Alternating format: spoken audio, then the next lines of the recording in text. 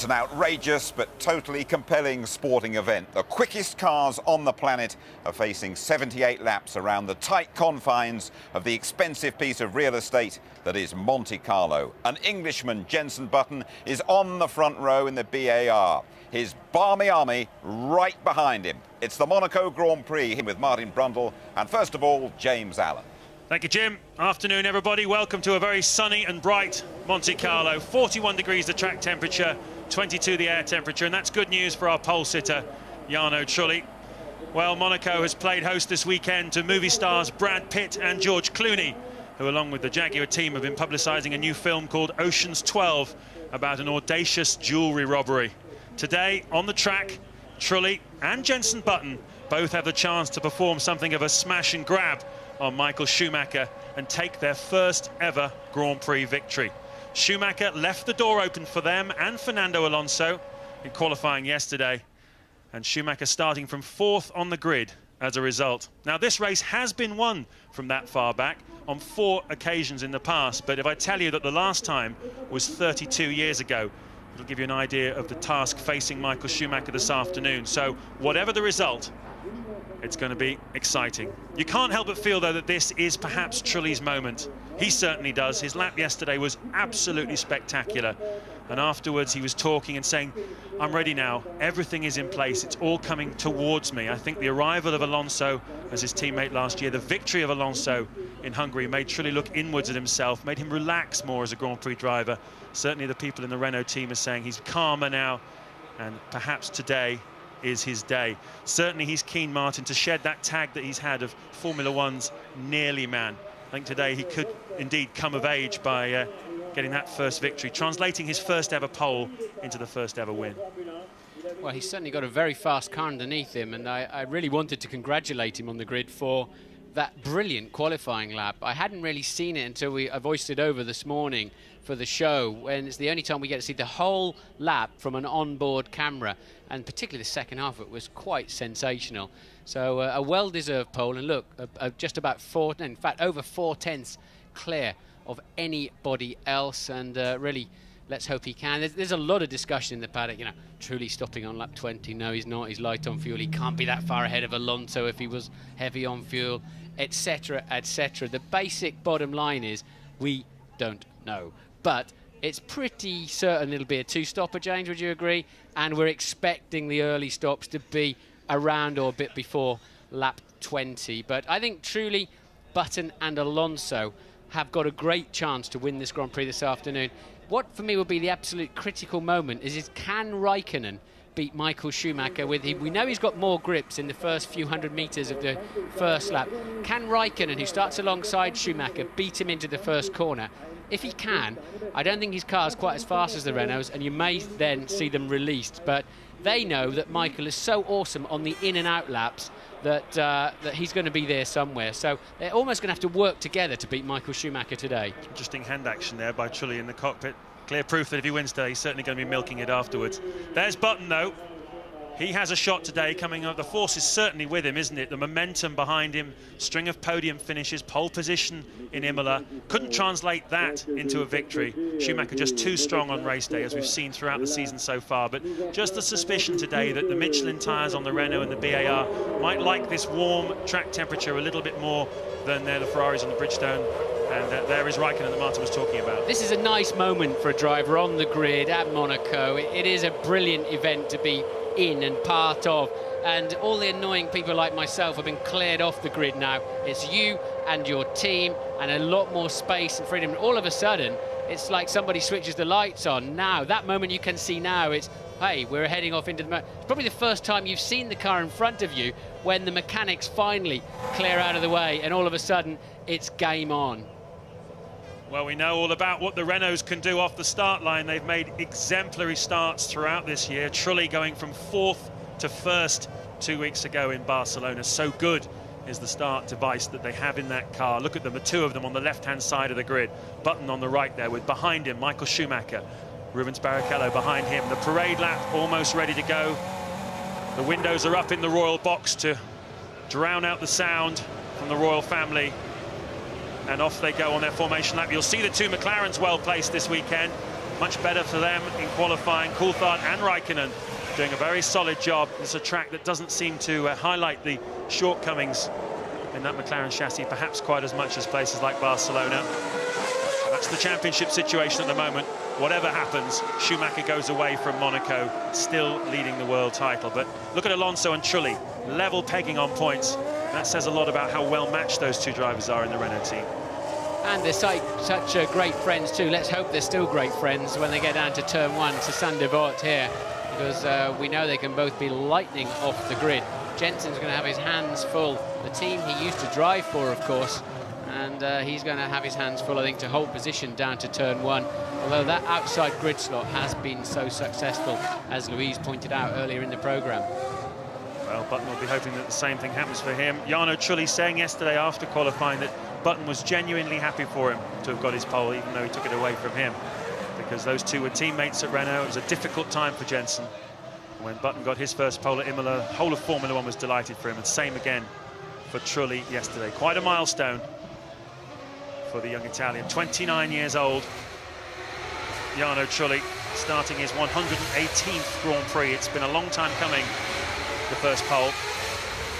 A man I think has got a bit of fuel on board, maybe a dark horse for a solid result this afternoon, not for a win, but with Giancarlo Fisichella starting the race in 10th, goes very well around here, and pretty handy in his Sauber Ferrari.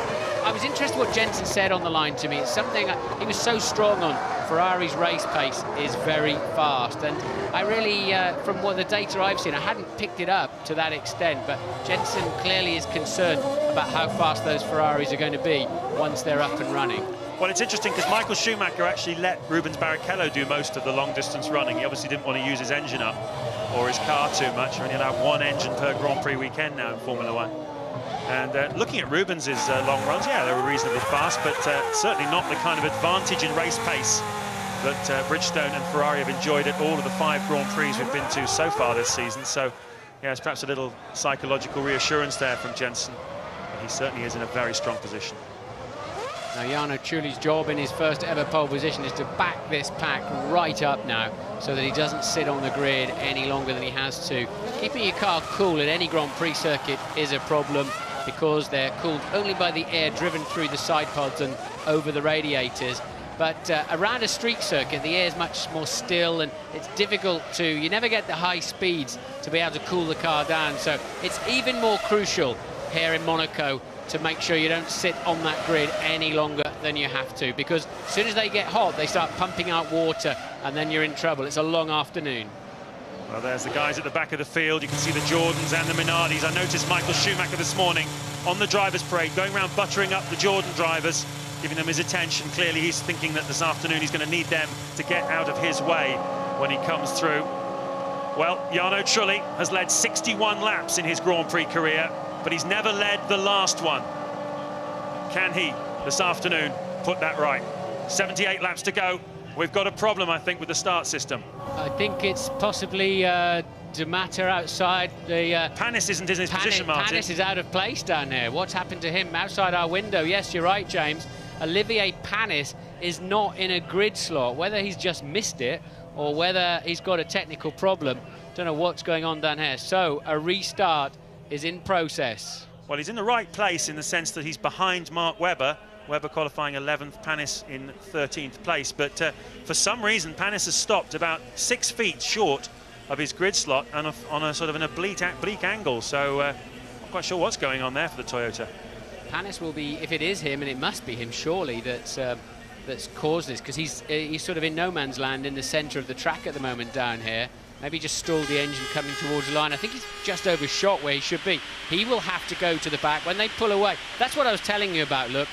The water pumping out of the back of that Renault. They fill the system up. It all gets very, very hot. You lose some of it, and obviously you cannot replace that in a hot engine.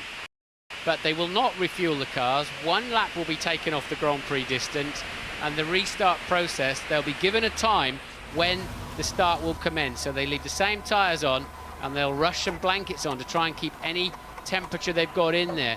And so this is an extra problem, and I think this will hurt the Bridgestone runners more than the Michelin runners, James, because they really struggle to build up initial temperature, don't they, from these kind of conditions. And the start of the new formation lap is 9 minutes past the hour. That's past 2 o'clock here, but 9 minutes past the hour wherever you are in the world. And that's about 4 minutes from now. There's Olivier Panis. I wonder how much that coolant coming out of the back of Trulli's car is going to affect the acceleration of Fernando Alonso. They'll try and mop it up as best they can, but well, drama already, and the race hasn't even started yet.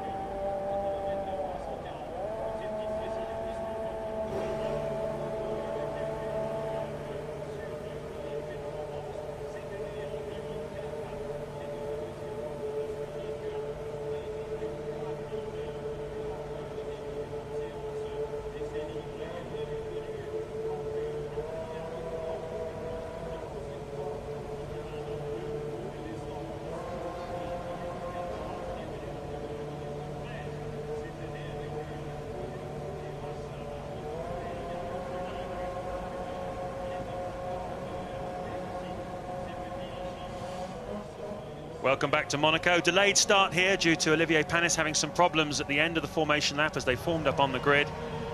And the tyre cover's coming off Michael Schumacher's car now because the formation lap, the new formation lap, going to go off in 50 seconds time. Yeah, so the bad news is then they've got very warm on the original formation lap.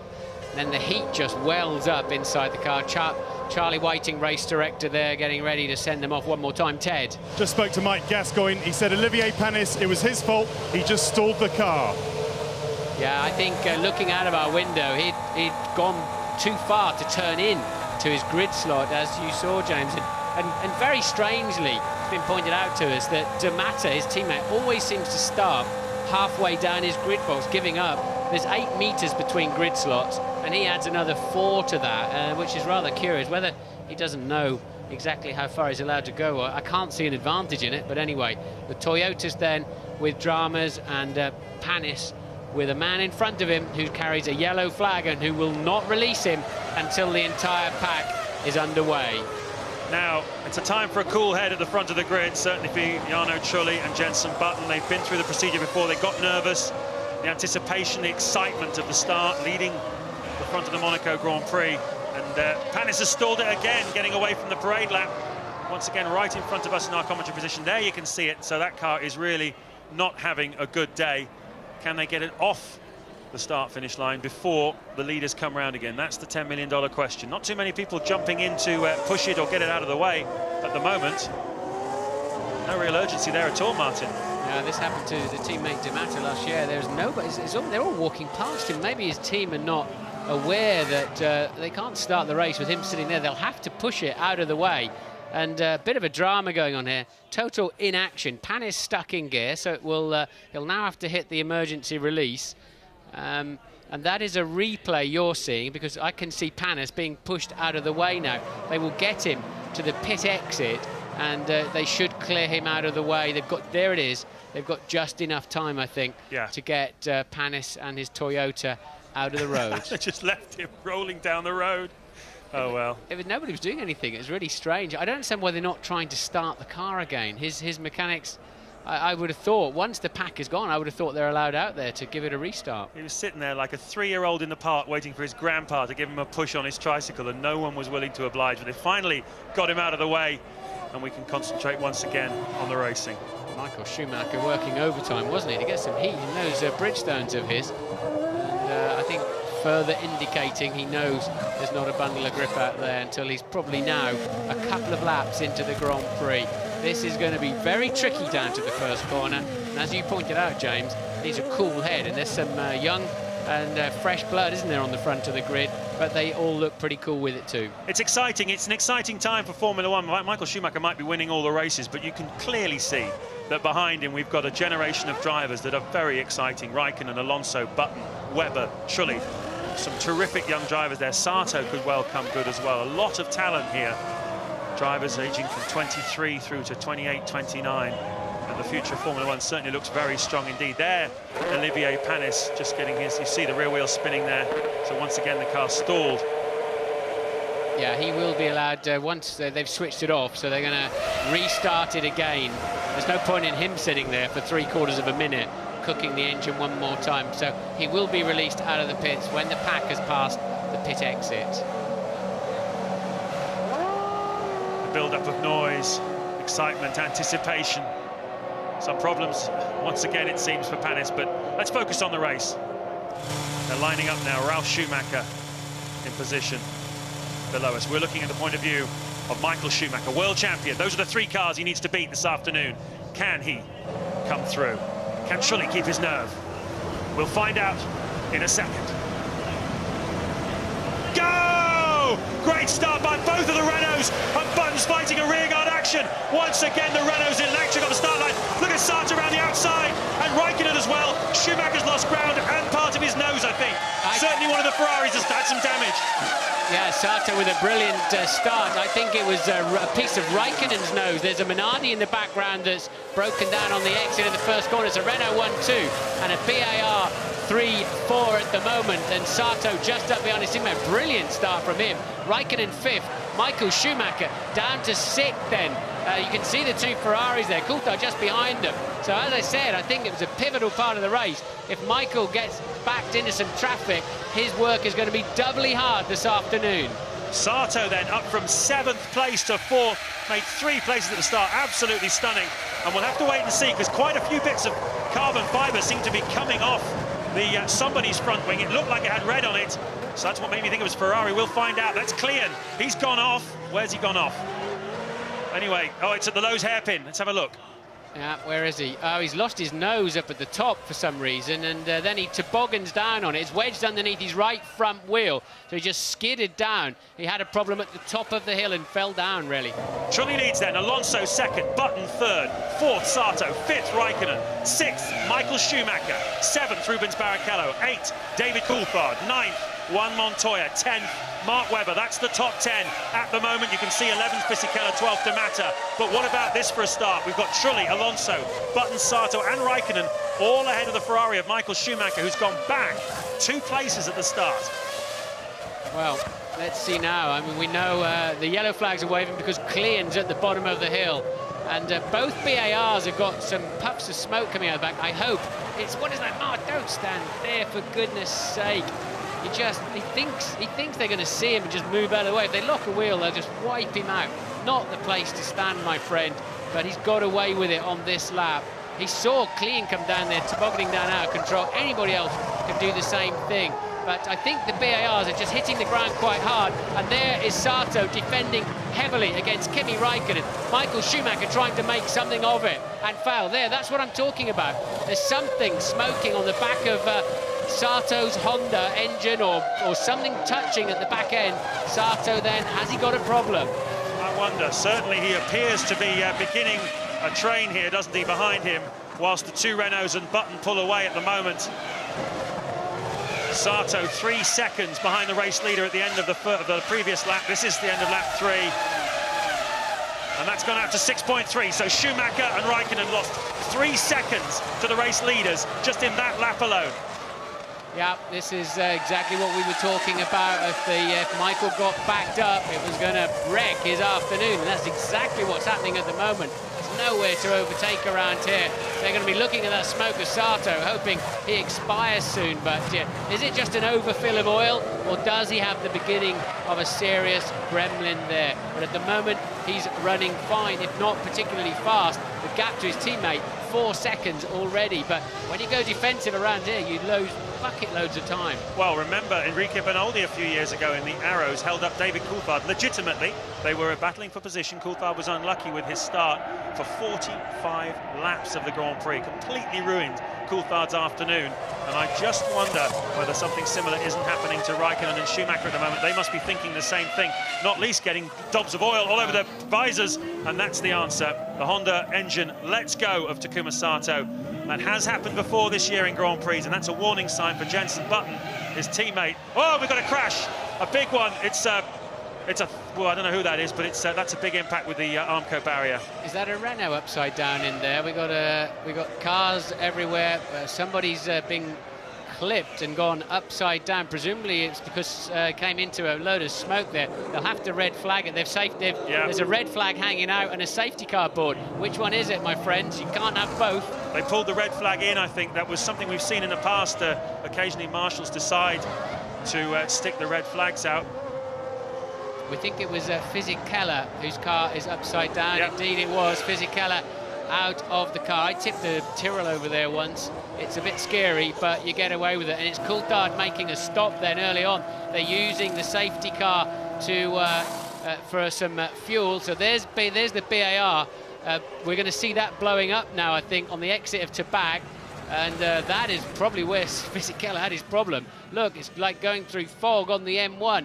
Now we're going to see it from the back of Sato's car. It's going to launch itself on the way to Tabag and all the way, and then that is what Raikkonen's trying to drive through. And what happens then? Let's keep an eye out. Fisichella's going to come in then, find some cars slowing down, I would imagine. Let's have a look. Oh, there he goes, right over the back of a McLaren of Coulthard. Coulthard with no rear wing then. Fisichella just didn't slow down. And you've been going into that corner at 90 miles an hour. So that's might not sound very fast in Grand Prix racing terms, but 90 miles an hour is quick enough. And that's pretty much the worst place. Well, anywhere in Monaco, really, with such confined areas. That's pretty much the worst place it could have blown up. Ted, what can you tell us? Yeah, I'm down at McLaren, David Coulthard's car. They cannot repair it. Sometimes if they have enough time, they can remove and replace the rear wing. But also this bodywork is because the car's completely wrecked. David Coulthard out of the car, very angry, I must say. Williams have also stopped. I think there are some other damaged cars out there, though. They're going to have to make pit stops soon. Yeah, that was a big impact, and clearly Fisichella hadn't worked out. Well, how would you, really? It's a bit of a cartoon, these marshals today. They're all over the racetrack when they really shouldn't be. Red flag went out, came back in again, and well, who else pitted? Heidfeld is in the pits too. Are they using it for refueling, or did he simply have a problem? Now watch out for Sato. Look, he's just catapulted between the lot of them, somehow squeezed past Barrichello's Ferrari, and then tries to go down the outside of his teammate into turn one. There he goes, just the perfect start. He bounced Michael clean out of the way. You don't see that very often. Watch carefully. Sato on the left, Schumacher, get out of the way. Sato was lucky he didn't end up upside down there. He just about got away with that, and Michael did well too. End car from Michael, he's starting to close the line. Boom. Slow away, wasn't he, Michael? Lucky, I mean, they always build that Ferrari strong, and very lucky with that kind of impact. And there's Sato trying to have his teammate. Now, a bit of bodywork drops over. I'm sure it's Raikkonen's bodywork, probably his front wing end fence or something. Here we see it again. Let's look down at the McLaren, see if he loses a piece on the buttons. No, we miss it in there. Or was it the bollard from the inside? Well, I think it's the bollard from the inside of the corner that got spat out at the front of Raikkonen's car, and then a Minardi parked in the middle. So pretty electric start from Mr. Sato. He's certainly made an impression on this Monaco Grand Prix, but his withdrawal and the safety car we're now under bunches the field back up again, and that's very good news for Michael Schumacher, who was losing a lot of time. Trulli, Alonso, Button, Raikkonen, the order at the restart in a few moments' time.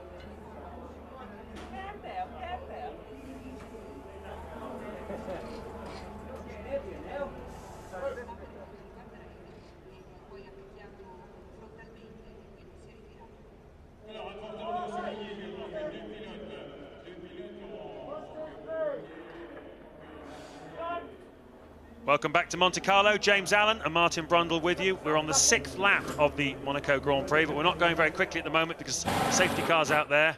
That's David Coulthard's stricken car you saw in the garage. Takuma Sato walking back. What's happened if you just joined us? Sato's engine blew up, and in the resultant melee to get around his car, David Coulthard swerved and flipped Giancarlo Fisichella into the guardrail at the Tabac corner, 90-mile-an-hour Tabac corner. Fisichella was flipped into. Both drivers appear to be perfectly all right. Coulthard is cross but unhurt. His car is totaled. Sato's engine has melted, and Fisichella's car is wrecked as well. Everybody else is pretty much okay. Heidfeld and Ralf Schumacher have made pit stops and are back out on the track. Trulli leading then, Alonso, Button third, Raikkonen fourth, Michael Schumacher fifth, Barrichello sixth, Montoya seventh, and Webber the top 8. There's David Coulthard, who's a spectator for the rest of the Grand Prix. And well, this is lap 7 of 77. Safety car still out there, and no indication as yet of when the safety car is going to pull out. There's a lot of oil down at the Tabac corner. These are the early signs and early doors for that engine, and it was increasingly smoking. Sometimes because of the parc fermé rules and lack of time to work on the cars, they do sometimes just overfill the engines, and you get this effect. It's Raikkonen closing in, and the two Ferraris tucked up. Dream ticket for the Renault team. They were well gone, and all of a sudden it's all turned around. Down into Tabac, the engine blows. Raikkonen skips to the side of it and does well. Sato did exactly the right thing. Put it off the racing, miles off the racing line, out of danger. Everybody then came through at pedestrian pace, apart from Giancarlo Fisichella, who managed to be half racing speed by the looks of it, and launched himself on the back of Coulthard. I don't know if anybody else was damaged in that. Ralf Schumacher did make a stop, as did Heidfeld, and there you see them replay recovering the car of Fisichella. He is absolutely fine. He got out of it, and we're now going to see that replay as it unfolds. Everybody having to just pick their way through the fog. The marshals were clearly at great risk, and boom, there goes Fisichella. And I would think the stewards will be having a word with him over that one, and Ted.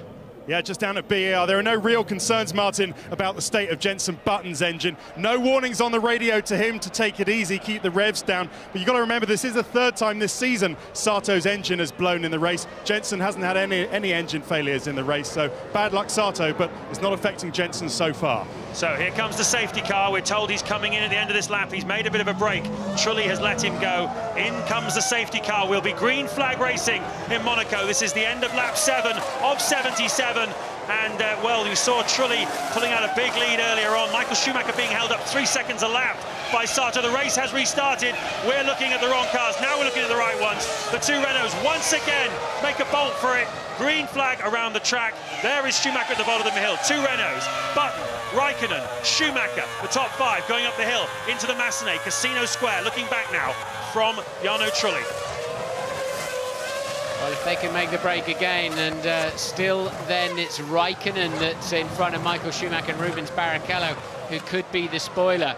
If these two Renaults get away, James, let's both get off the fence. Alonso or Trulli, which one's going to win it? Well, bearing in mind that we don't know what their pit strategies are, we believe they're both going to pit around about lap 15 to 18, something along those lines. Button, we think, is in the same sort of zone. Michael Schumacher perhaps a lap or two longer. Certainly tactics will come to play. We're going to see a long middle stint of this race. You have to say, my gut feeling is that Alonso's stronger over the whole race distance, but Trulli is just so motivated here this afternoon. He is, but I think Alonso, to not give the politicians answer there, I think Alonso is definitely going to would win it in a straight fight. But let's say I agree with you on that one. So then there are the Ferraris. Barrichello getting dropped a little bit there, in fact quite dramatically. What's that all about? What it is all about is Montoya nailing him into Saint-Devote. What happens then? And well, Barrichello losing a place. It's funny, isn't it? The Ferrari seemed strangely passive this afternoon. You saw Sato barging Michael Schumacher out of the way at the original start, and now we see Barrichello letting Montoya through. I mean, they say you can't overtake at Monte Carlo, and if there's one man who'll always prove you're wrong when you say you can't overtake, it's Juan Pablo Montoya, the monster who always seems to find a way through. Trulli then, Alonso, Button, Raikkonen 3 seconds behind, Schumacher 4.2 behind, and we've already only done a lap and a half since the restart, so it's worked out well for of the two Renaults at the front. And you'd have to say, Martin, with the two of them up the front playing a tactical game, they really shouldn't lose it from here. Well, but they've just got to go. They've got to get through the back markers. They've got to do great in-laps, great out-laps. Never can they, and they know it, discount the 6-time world champion, who currently is more likely to get passed by Montoya than he is trouble the mirrors of Kimi Raikkonen. So the Ferraris very, very slow at this stage of the Grand Prix. They didn't look this slow in the first phase until we had that accident. So I don't know what's going on with them. They could be heavier on fuel. We'll find out after about lap 20. But a lot of rubbish on the racetrack too from earlier races, blow-ups, etc. How slow is slow? Well, Michael Schumacher is over a second behind Kimi Raikkonen, so it's not particularly being held up by dirty air or anything like that. He's lapping just over, the last lap a second slower than Jarno Trulli. The pace certainly picking up now, 1:17 flat Jarno Trulli, 1:17.1 for Fernando Alonso. The track is beginning to get a little faster now that the cement dust is clearing from the back corner. The track here at Monaco does evolve an awful lot during the course of an hour and 40 minutes, doesn't it, Martin? It changes in character. The drivers have to be on top of it, the way the car feels, the way the tyres adapt to the changing conditions. Yes, and to back that up, last year's fastest lap of the entire Grand Prix weekend was in the race, some 7/10 faster than pole position from Kimi Raikkonen. So the track really does come to the drivers through the afternoon, especially with less running now for the teams with engine restrictions, etc., etc. But so they'll have to wait until they get a little bit more grip, and it's really fun time then when the track grips up. But Michael Schumacher now just getting a bit of a gap back to Montoya. Maybe those tyres are warming up. With all of these aborted starts and safety car laps, I think there's no doubt about it that the Bridgestones do not like those circumstances. Yeah, certainly seems to be the way, doesn't it? They're not too crazy about the opening lap. This Grand Prix Bridgestone have really targeted as a must-win in 2004. This one and the French Grand Prix, they haven't won it Monaco for a few years now. Williams have had the edge last year. It was David Coulthard and McLaren the year before that. And Bridgestone have won just about everything with Michael Schumacher in recent years, but Monaco, obviously a real prestige event to win. Be interesting to keep an eye on the time, James, because it's 2 hours or the set number of laps. We've had aborted starts, we've had the accident, the safety car period. At the moment, it still looks pretty much like it would go the full course of laps, but any more incidents and the Grand Prix be heading towards timed out. Fastest man last time around was this man, our man, Jenson Button. He did a 1:16.1, the two Renaults a 1:16.3, and behind them a 16.7 for Raikkonen and Michael Schumacher, who is absolutely dropping Montoya for dead now. Bidding to become the first Englishman to win this Grand Prix since the late 1960s, Graham Hill. Nigel Mansell couldn't do it here in Monaco. Damon Hill could never do it here at Monaco, despite all the Grand Prix that they won. They were always jinxed around this place. And Jenson Button, who lives here, is very, very keen to put that right, but he's got two blue and yellow cars in front of him that, frankly, throughout this weekend have looked very, very strong indeed. Their pace has been tremendous. They had a very successful test at Paul Ricard in the south of France last week.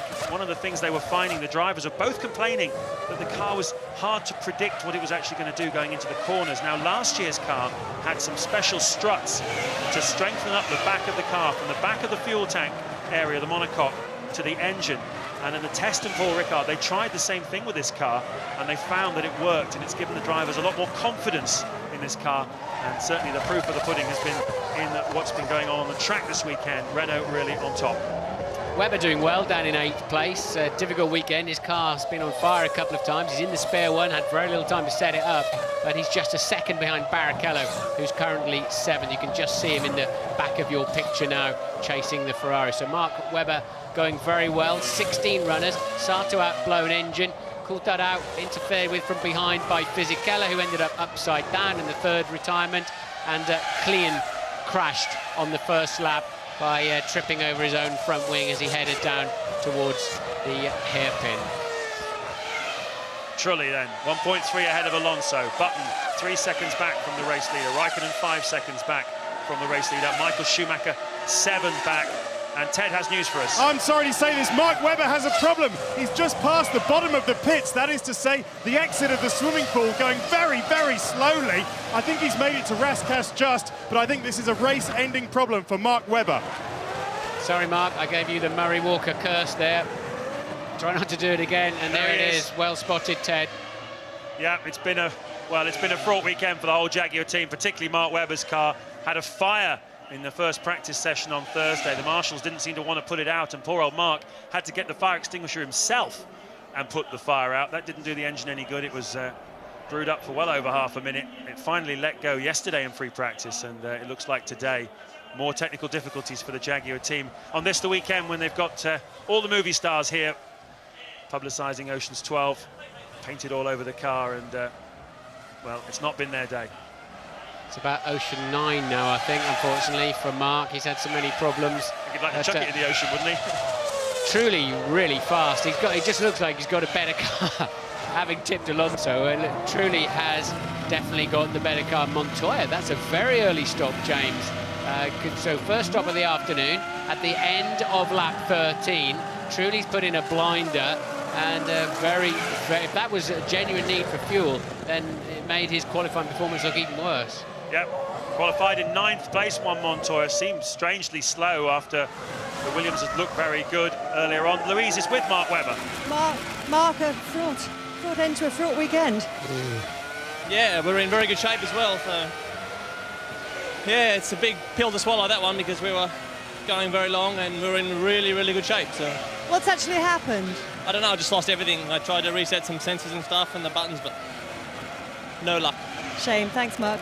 Louise, are you on the side of the track? How did you get to him so fast? That would be in the Guinness Book of Records. He's only just broken down. Yeah, he actually pulled into the little area just on the outside of the Rascasse corner, which leads directly into the paddock, so he was straight into my arms.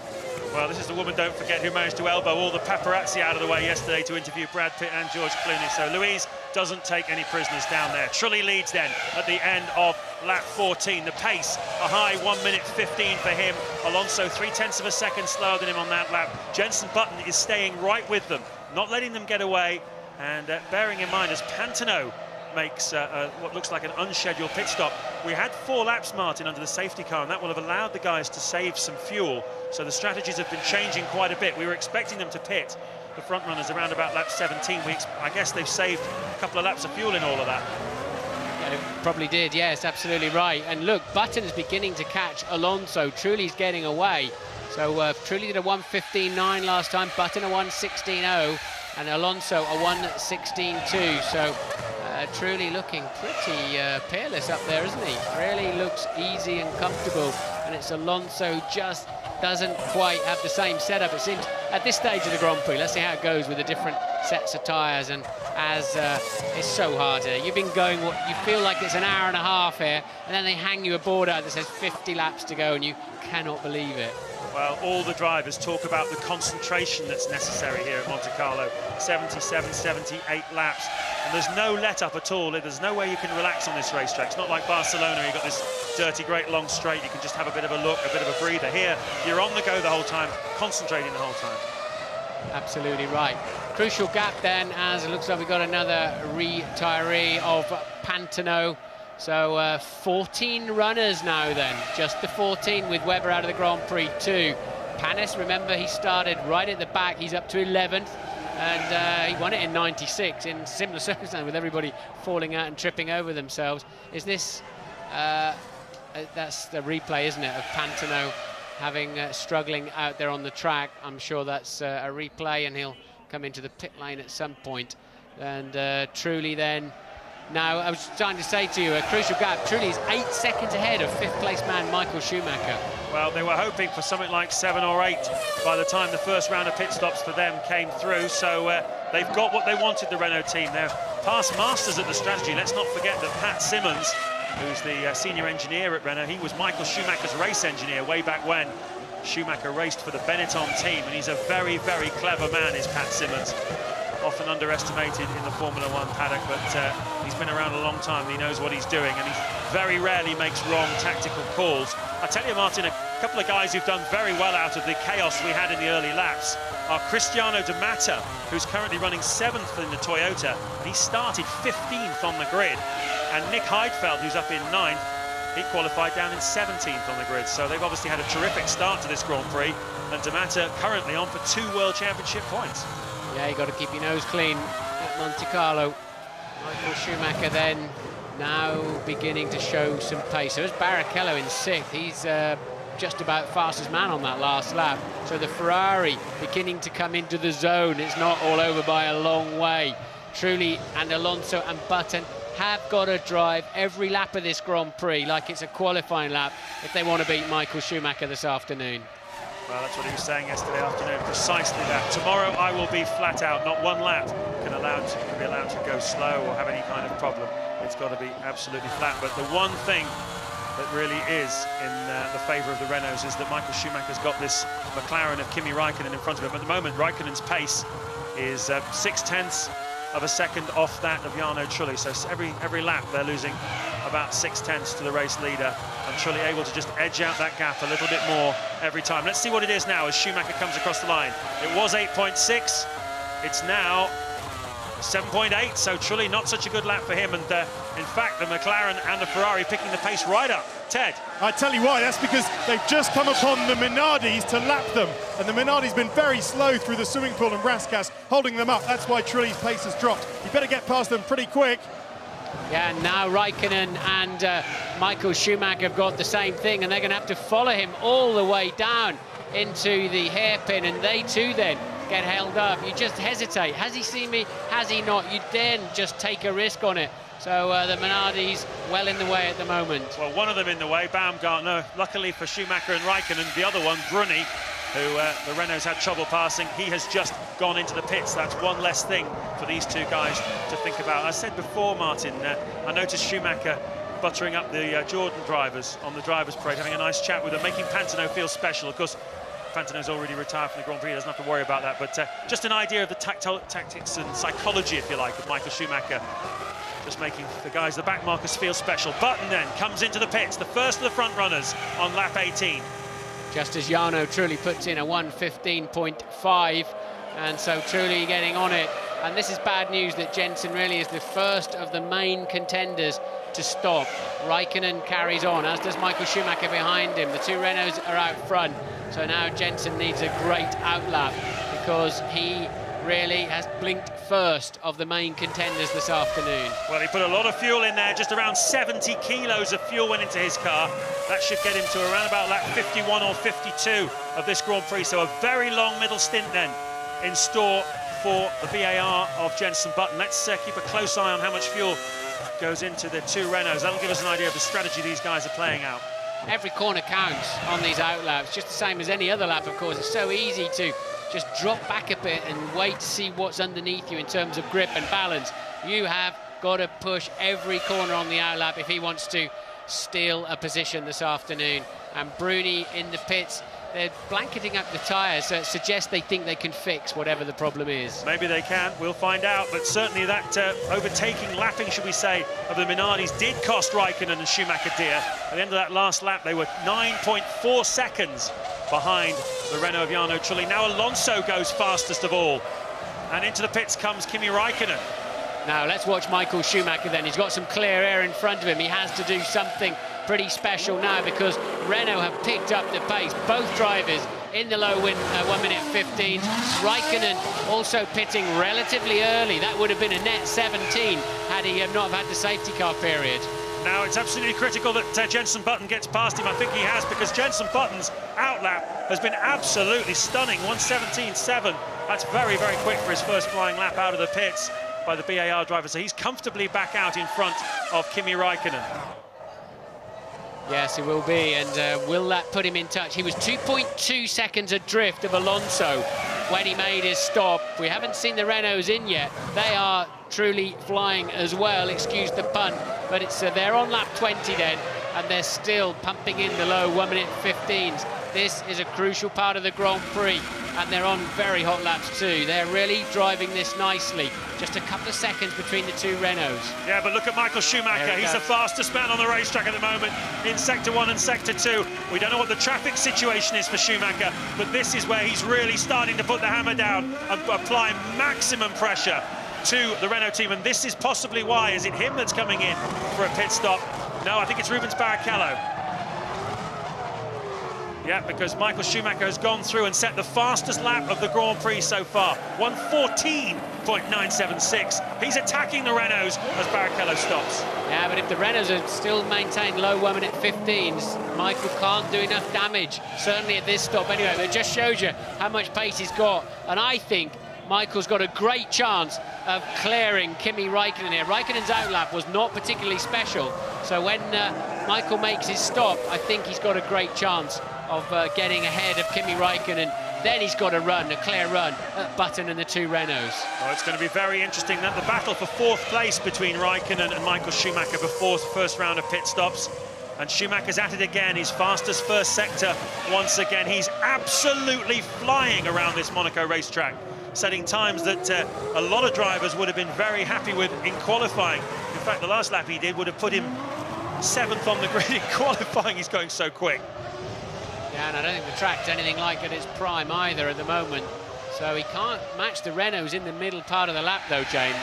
Even though he is pushing as hard as he is, he doesn't have the speed, I think, to literally outrace him. He'll have to out-tactic them, even with a new fastest lap of 1:14.8. That's still not a record, not as fast as Raikkonen went last year. No, and the news from the Renault side is that Trulli and Alonso responding. Trulli in particular, his last lap he managed to just give away a couple of tenths of a second. So however hard Michael Schumacher tries, Trulli seems to have the speed to respond at the moment. The margin between them, 9.3 seconds on lap 22.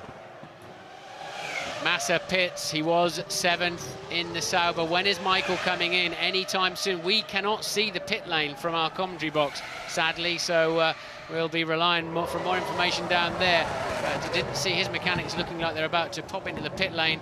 No action down in the pit lane at this stage, so Michael relentlessly pushing on, but crucially, James, still 9 seconds adrift of the two Renaults. Well, I talked about jewellery heists and getaways. This is a standard classic piece of getaway driving here by Jarno Trulli, and in hot pursuit is Michael Schumacher. Lovely if we could ride on board with him a little bit more and just see what a man who is really trying to press on here at Monaco is doing behind the steering wheel of this Ferrari. 5 times a winner here, trying to equal Ayrton Senna's record, 6 Grand Prix victories in Monte Carlo, and he's got his work cut out at the moment. Yeah, and we think that Button is now tucked up. In fact, he is tucked up behind D'Amata. So bad news, D'Amato's yet to pit. Jensen's early pit stop has put him behind D'Amata in the Toyota, and he's now holding him up. It's costing him dearly. Michael Schumacher, I'm sure, is going to leapfrog Kimi Raikkonen when he stops. And also, I think he's got a great chance of being somewhere near Jensen Button. Well, before Button made his stop, he was 7 seconds in front of Michael Schumacher.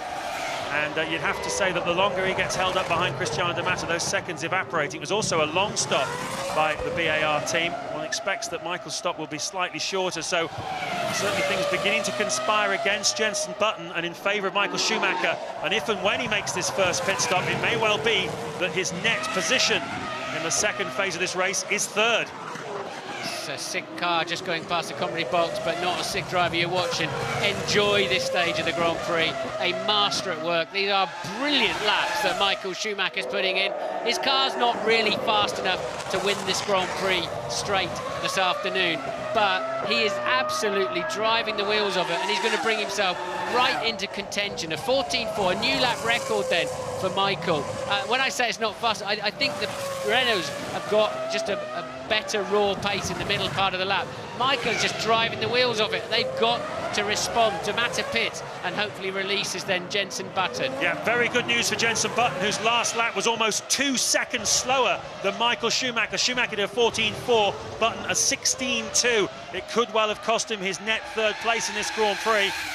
Schumacher at the moment in 3rd place then. Trulli, Alonso, Schumacher. As we look at Ralf Schumacher, who's down in 12th place. He had a very good qualifying yesterday, did Ralf Schumacher, but having changed an engine on Thursday after practice, he had to lose 10 places on the grid under the new rules for 2004.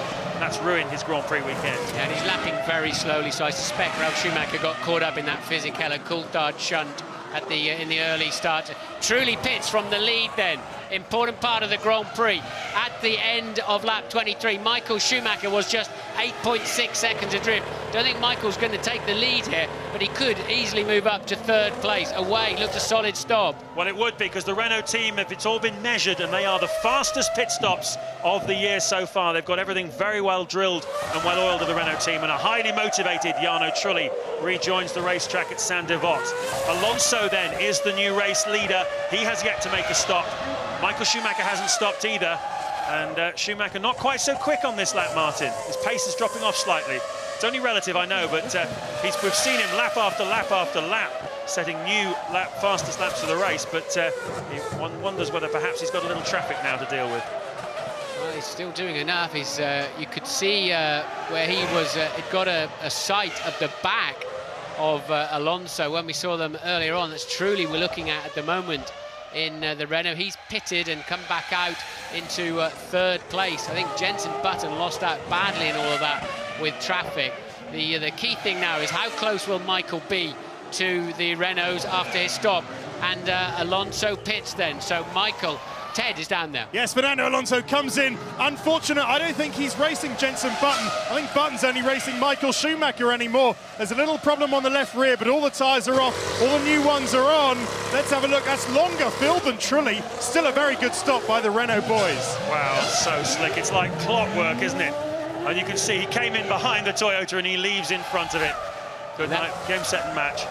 And that was important too. Trulli goes through to lead. You just saw him flash through your picture. There's Alonso. There'll be 1-2. The key thing, Michael, well, yes, you're right, James. Michael is leading because he hasn't pitted yet. But the key thing for me is when Michael does pit, does he come out in front of or behind Jenson Button? Surely, I'm sure he's going to be ahead of Kimi Räikkönen. Well, let's have a look at it. Lap 26 then. Michael Schumacher is leading, and Button is 23.7 seconds behind him at the moment in 4th place, and you need 24 seconds to make a pit stop here and rejoin in front of the man in front of you. So it's absolutely touch and go at the moment. If Schumacher stops any time now, it's going to be very, very close indeed whether he gets back out in front. I can see the Ferrari mechanics just at the top of your screen there, ready for Michael Schumacher, I think. Is he coming in this time? Yes, he is. OK, Button's got to push now if he wants this. Hopefully the team will have radioed him. It's going to be very tight on the exit here. I wonder if they'll even just short fill him a little bit on this one, James, to give him track position. Fill him no more, absolutely no more than they have to. There are the Renaults. They'll be going through 1 and 2. Michael's away, though, isn't he? He's away already. Pit lane speed limiter's going to hold him back. One Renault goes past into the lead. The second one surely will make it too, but only just. And where is Button? Button's behind. He has indeed got through. Michael, I'm sure, has got ahead of Jenson Button and Kimi Räikkönen. There's Jenson at the bottom of the hill. That is why Michael's laps were so brilliant. He's leapfrogged a couple of key drivers. Now he's got clear sight of Renault, and they'll all be shaking in their boots. Yeah, and they'll be disappointed down at BAR. Those couple of laps that they spent behind Cristiano de Mata there were crucial. Button lost 2 seconds in 1 lap alone on that. And really, that's all he needed, didn't he? Another couple of seconds and he'd have been in front of Michael Schumacher. He didn't have them, and now he's behind him. And Schumacher, you can never, ever count out Michael Schumacher. So completely game on. Do not leave your seats at home, because this is going to be a thrilling race. Can the Renault drivers, who I think have got well out of shape there for Jarno Trulli, that is how hard he knows he's got to push, because I think, as I keep saying, I think they've got overall a slightly better package, but they're going to have to wring its neck like Michael Schumacher is. Well, absolutely, because what Schumacher will want to do will be to get as close as possible for the second round of pit stops and then spring his trap again. But this time he's got 2 Renaults he's got to play with. Will they play any kind of tactical games with him, I wonder? They're 1 and 2 at the moment, and this Grand Prix is shaping up to be an absolute classic.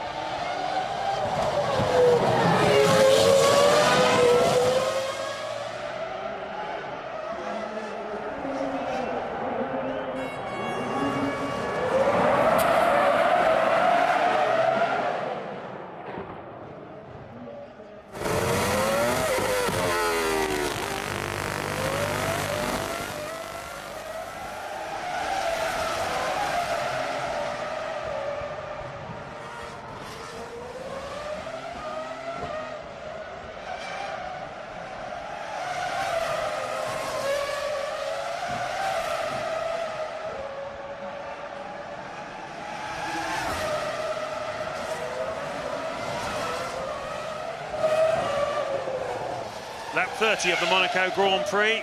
Jarno Trulli leading Fernando Alonso. Nick Heidfeld there battling with Juan Montoya, and looks like Montoya has got past him. Those two have been having a ding-dong for the last couple of laps. That's the battle for 7th and 8th places.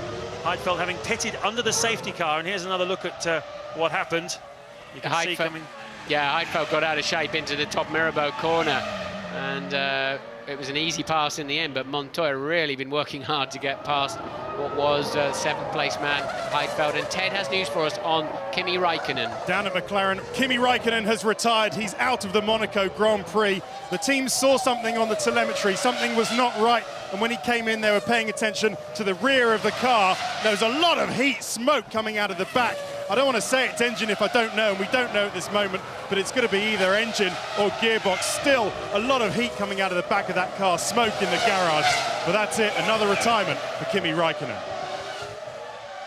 Bad news for McLaren then, both cars out of the Grand Prix. Coulthard run into the back of by Fisichella early on, and now technical problems for Räikkönen.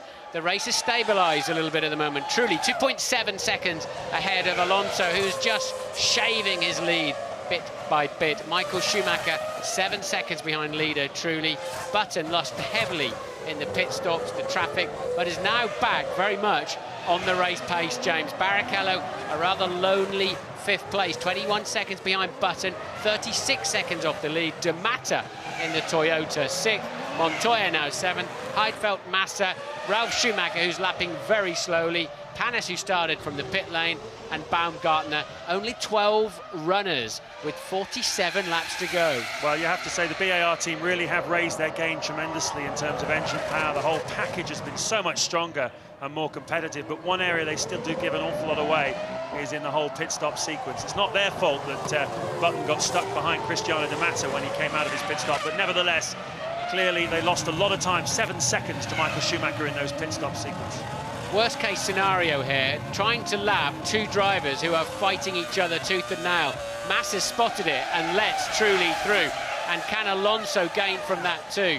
Heidfeld, I think, will be fairly well behaved, but nonetheless this costs you serious time when you're tucked up in the dirty air of another car heading towards what is already a difficult section, the blind crest into Massenet. And look, Truly getting held up too, so Heidfeld probably not as well behaved as he should have been, and he's still not about to get out of the way, and now he does, but Truly having to get on to the dirty part of the grid. Alonso getting squeezed up against the barrier. Has Heidfeld seen him? Yes, he has, and now Heidfeld's in danger of losing a place, and look how close Michael Schumacher is now, as they've lost so much time. It was 7 seconds at the end of the last lap. It looks like an awful lot less, although Michael Schumacher has got to try and pass them. Are going to come out of the tunnel. If he can get at least one of them into the chicane, that would be good for Michael Schumacher. Let's have a quick look at the racing cars, please, Mr. Director. Where's Schumacher? No, he hasn't got either of them yet. So the Sauber, that'll get quickly out of the way of the Ferrari, I think. Yes, it does. And now he comes up behind the Jordan through the slowest part of the racetrack, the swimming pool and the Rascasse. He really does want to clear that Jordan as quickly as possible. And the Renaults want him to take as long as possible over it. Well, at least it might allow Jenson Button to get a bit closer to them. We'll see. He's certainly in some clear air at the moment in 4th place and homing in on the leading trio. So it was a 1:17.6, cost them 2.5 seconds to traffic, cost Alonso over 3 seconds, and Michael Schumacher too.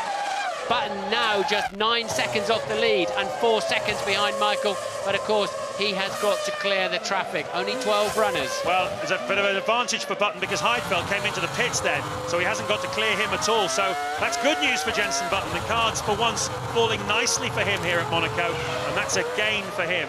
He's now just 3.9 seconds behind Michael Schumacher. He's halved the gap to the Ferrari, and there he is, you can see. Just got that Sauber to get through then. Now, what happened tactically here is quite interesting. Michael Schumacher pitted 2 laps after race leader Jarno Trulli, and we think he took on 1 or 2 laps more fuel in that stop, maybe even 3. Difficult to tell, but certainly took on more fuel than the Renault driver, and that means that in that second round of stops, as they approach, he's got to get as close as he possibly can to the Renault, and then put another sequence of those amazing, dazzling laps he put in the run-up to his own first stop last time in order to leapfrog him. Can he do it? It's a tall order. With fuel on board and in the early stages of each stint, Michael just can't match the Renaults for pace. But obviously, as that fuel load goes down, the car comes to him nicely and he can start sprinting. Probably taking a touch of a breather at the moment after those amazing laps. But he is now 6.6 seconds adrift. And once again, the Renault's just edging off into the distance. Button, 3.5 seconds behind him. Come on, Jensen. Absolutely. Trulli then on lap 34. It's been such an eventful Grand Prix, what with Panis not lining up on the grid, and we had an aborted start. Then after we got the race started, we had a big accident involving David Coulthard and Giancarlo Fisichella at the Tabac corner. Fisichella flipped upside down as they both tried to avoid the smoke pouring out of the back of Takuma Sato's BAR Honda. We had a safety car period, and then finally when we went green flag racing, we had 2 Renaults ahead of Button, Raikkonen and Michael Schumacher. Schumacher has been mesmerising in this Grand Prix.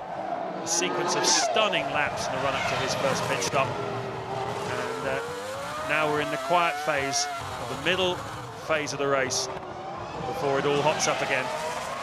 Down to 40 in just second gear goes Michael Schumacher in the Ferrari. This is the slowest corner in Formula One. First gear, 25 miles an hour. The lows hairpin and then down the hill towards the tunnel. There's Jenson Button in hot pursuit through the Portier corner, and a line from Ted. Well, I've been into Williams to ask them what Ralf Schumacher's problem is. They say he has got a problem, but we can't tell you what it is. The engine sounds fine, so I think it's one of 2 things. Either he's got a gearbox problem, a brake problem, or it's actually one more thing. Maybe it's the tyres. Maybe the tyres are wearing out. Because under that safety car, they pitted him and switched him to a one-stop strategy. So he's done 34 laps on these tyres. They might be wearing out. No, I don't think it is that, Ted. I can understand you're going through that process, but he's coming past the commentary box. Would you mind up by here? You're on the other side of the track, but just coasting, really low revs down the pit straight, as if he's protecting something on that front. But on board then with what must be Jenson Button, of course, the only remaining VAR. And can we see the Ferrari on the top of the hill just about up there, and Louise has found Kimi Raikkonen. Yeah, a lot of drivers electing to stay over in the garages and watch the race, but Kimi's made his way back to the paddock. Kimi, what can you tell us? We saw smoke coming out of the back of the car. Any idea what it was? We saw smoke coming out of the back of your car. What can you tell us? We got some sort of problem with, I think, hydraulic pressures, and that caused us to stop the race. Otherwise, the engine would have let go. Just tell us a bit about that accident in the early stages. Which accident? Giancarlo Fisichella's accident. I mean, how difficult was it for everybody trying to drive through the smoke from Sato's car? I don't know. I was the first one behind him, so I didn't see anything, but I just went through, so I need to ask from them. Thanks, Kimi. Undoubtedly the line of the day, which accident, but he was in front of it at the time. But anyway, Jarno Trulli 3.1 seconds out. You're on board with Jenson Button heading down towards Rascat, which is much easier now. They made a straight run into it. That was a dry tongue and lump in your throat every time as you tried the downshift brake turn in. Now they've eased it a little bit, and Jenson goes over the line. He's just 2.6 behind Michael now, but 9.8 away from the lead. There's a conspiracy theory in the paddock, isn't there, that Renault might use Alonso to hold up Michael Schumacher, and that started floating around Friday, Saturday.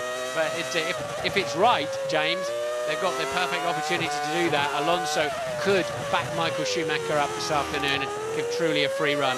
Well, you'd have to say if they did do that, although both drivers say they wouldn't do it under any circumstances when you asked them a direct question, and Trulli said he wouldn't want to win it that way, but well, Michael Schumacher wouldn't exactly complain, would he? They've certainly played some tactics in their time, the Ferrari team, and there's certainly a degree of logic to it. Whether or not you could say it was deliberate. At the moment, let's have a look at what they've been doing. The last lap for Trulli was quite slow. I think he was lapping another car, but in the run-up to that, the 3 laps leading up to the last lap, we saw Trulli about 6 or 7 tenths of a second a lap faster than Alonso, who appeared to be certainly appearing not on the same pace quite as Jarno Trulli. So whether or not he's building up for something, I don't know, as Button sides past the Minardi. 12 cars in the race, but 8 of them are only out there to make a noise, while the other 4 are leaders around the other side of the racetrack. Because there's only 4 men in this Grand Prix now. Trulli, Alonso, Michael Schumacher and Jenson Button. Barrichello, don't know what's happened to him lately, but he's a half a minute away from Button in 5th place. And none of them have any particular pace, although Montoya picking his speed up quite nicely. He's back in 7th having had a very early pit stop. But the 4 of them then, all with a great chance this afternoon still, with 40 laps remaining. Not even at half distance, James. I know. Well, I don't know about Barrichello. It's his 32nd birthday today, so maybe he's had a bit too much birthday cake or something and doesn't really on it. But certainly it's a strange performance by Rubens Barrichello. No doubt about that. 42 seconds already behind the race leader with only half the Grand Prix run, and he is driving a Ferrari after all. Trulli then 2.4 up on Alonso. Schumacher 5 seconds behind the second of the 2 Renaults. Jenson Button closing him down at the moment. You know what really strikes me looking at this Grand Prix and this season so far? Renault, Ferrari and BAR, 3 teams that really have a good concord, a good feeling and working relationship within the team. No politics, nobody on the exit route, and really no internal political squabbles. 3 teams that are just focused on performance, and look how much it's showing up. I'll tell you what's interesting as well, they say one of the most important things in a Formula 1 team is stability, and certainly the Ferrari success of the last 6 years is a great example of that. But Renault lost a key player over the winter when Mike Gascoigne, the technical director, jumped ship and went over to Toyota, and a lot of people felt that the Renault team wouldn't enjoy the same success in 2004 that they had last year because, well, Gascoigne's a pretty big player, let's face it. But Bob Bell, who's taken over as technical director, hats off to you, Bob, because this team is firing on all cylinders and looking very strong at the moment, and that's quite an achievement to come in. And Ralph is in the pit lane. Ted. Yeah, you're right about the tyres. The tyres were fine. I was just listening to see what it is. The engine's still going. I think it's probably a hydraulics or a gearbox. I think he's only got a few gears in that Williams gearbox. Yeah, you could be right. I noticed he fumbled a gear shift past us a couple of laps ago too. So Ralph clearly with an ailing car, and his teammate coming up the hill to lap him actually. Yeah. Ralf Schumacher appeared to have been involved in that incident with Coulthard and Fisichella, the accident around the Takuma Sato retirement, and certainly made a lengthy pit stop at that point. That's one of the reasons why Ralf Schumacher is so far behind in this Grand Prix. Down in 10th place at the moment. The other reason, of course, being that he started 12th on the grid, having had to change an engine during the course of the Grand Prix weekend. Here's the 2 race leaders then. Alonso closer to Trulli now. So any theories of him easing off, quickly disproven. They're both lapping exactly the same pace, a mid 1 minute 15, which is the identical pace of Michael Schumacher as well. No, they're asleep, not because they're lazy, because they've just been working so hard. It's so hot here and it's a difficult environment. And did Alonso get past the Toyota coming into, otherwise you're going to lose a bundle of time there. He just started to home in on Trulli's lead. Alonso putting a bit of a spurt on, although the top 4 still remain pretty even Stevens on lap time. And yes, he did just about get past the Toyota. Alonso in second place to lap him, but I think he's cost him dearly. Let's have a look. 2 or 3 tenths only, so Alonso lives for another day. The lead just 2.1 seconds truly to Alonso. Michael Schumacher a further 5.4 seconds down the road in third. Button within 10 seconds of the lead and with 2.5 of Michael, and he's just done his fastest lap of the race, James. So Jenson happy with the track, happy with his car.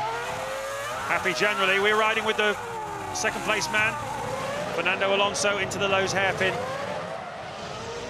You lean? I always lean when a car went on board. I don't know, that's stupid. I noticed that. I'd lean my head over as if I'm there. Louise is down in the garage with poor old David Coulthard, who was involved, hit very hard at the back by Fisichella. How's he feeling, Lou? I don't suppose he's feeling too happy, James. But let's ask the man himself. David, not much you could do about that, really, was there? No, it was just an unfortunate situation, but I have to say Sato was smoking on the way to the on the parade lap. He also jumped the start by a mile, absolutely no question, because I almost went with him when he moved. So I'm very surprised there wasn't something there, and he continued to smoke. So I know it's not normally a policy to retire a car until there's a problem, but you can see that the team have retired Kimi because they can see eventually the engine is going to blow. The consequences of that around Monaco are pretty dire, and you can see there with zero visibility behind Sato's blow-up. It was very dangerous for other cars. So I think it's just an example of Bar being a young team, and you know, they're growing, they're doing a great job in terms of performance, but sometimes you just need to say, look, we can see on the data the engine isn't going to make it, and we were all very lucky today not to have a serious accident. Were you surprised at the speed that Fisichella came into the back of you at? Yeah, I couldn't see anything in the smoke. You know, I was thinking of that Days of Thunder movie where they say go high and all that sort of thing, but I actually thought the blow-up would be on the right-hand side, but as you can see on the screen now, if I kept going on the right-hand side, that's where Sato would stop. You couldn't see anything, so I think Fizzy just took too big a risk, and it's obviously very disappointing. I love this circuit, and it was... Whoa, sorry to interrupt you. We've got laps, Fernando Alonso who's gone off. It looks like he's come out of the tunnel backwards, and a very big impact for the Renault driver. Second place, Fernando Alonso. And safety car is out. Safety car on the track. Alonso's dropped it on the exit of the tunnel. I wonder if he clipped that curb under braking. That is so odd for him to have. No, look, let's watch this. Oh, he's gone offline, passing a car in the tunnel, got on the marbles and straight in the wall. So he's had his accident in the middle of the tunnel, lapping the Williams. And I have to say, that's a pretty inexperienced thing to do, to try to go around the outside of somebody in the tunnel. It's always going to be filthy dirty out there. And he's having his accident and still giving the Williams driver the bird. Amazing. Well, that's an indication of how angry he is. Into the pits then comes Jenson Button. This is out of the pits, in fact, playing a tactical game then. He's made a quick pit stop, presumably his last one of the day. There's quite a bit of debris here to be cleared up, and that's dropped Button a long way back behind Michael Schumacher, but there Alonso clearly unhappy with Ralf Schumacher. Well, maybe he was holding him up earlier on in the race, and I don't know if Alonso lost his head or maybe thought, hey, one brother's helping the other here, but you do not go around the outside of somebody in the tunnel. Not maybe once, never would you attempt to do that. Just explain what you mean about the marbles and stuff on the outside of the... Just all the rubbish and debris, and the obviously they have very high tyre wear, as truly the leader pits, very high tyre wear, and all those bits of rubber get flicked off, particularly in the high-speed areas, and it just congregates on the outside of the racetrack. And away he goes then. So now, and that's extra bad news for Jarno Trulli. Now he doesn't have a rear gunman at all to fend off Michael Schumacher, who has gone through, did not pit under the safety car, Michael Schumacher, and he leads the Grand Prix here in Monaco. There you can see they've picked up now, finally, they've picked up the safety car, and it looks like there's one car between Trulli and Michael Schumacher. Yeah, and I think Ferrari will feel they've made a mistake there, because he got so quickly picked up by the safety car. Trulli's pitted and had a net loss of nothing virtually. He'll be straight with him. And look, you can see the rubbish I'm talking about on the outside of the racetrack, and he's going to have an almighty shunt. It wasn't that it spun, it just understeered clean off into the wall, and I can tell you that's pretty scary at 180 miles an hour. Now watch this, he's still a long way from finishing his lap, and he's saying, that's the last time you're going to do that to me, my friend, but I'm afraid you shouldn't have done that. He'll feel, though, having said that, I need to watch that again. Did Ralf lift in the tunnel? Because that's also pretty stupid, unless, of course, he's got a gear shift problem. Well, he certainly braked pretty quickly after Alonso hit the wall. Ralf Schumacher knocked all the speed off that car, because Trulli came out backwards in front of the Williams, even having hit the wall. So that's an incident they'll be talking about after the race with Jim and Mark and Tony, and for many weeks to come as well. A very angry Alonso retires. That's the order. Still a lot of racing to go here in Monaco.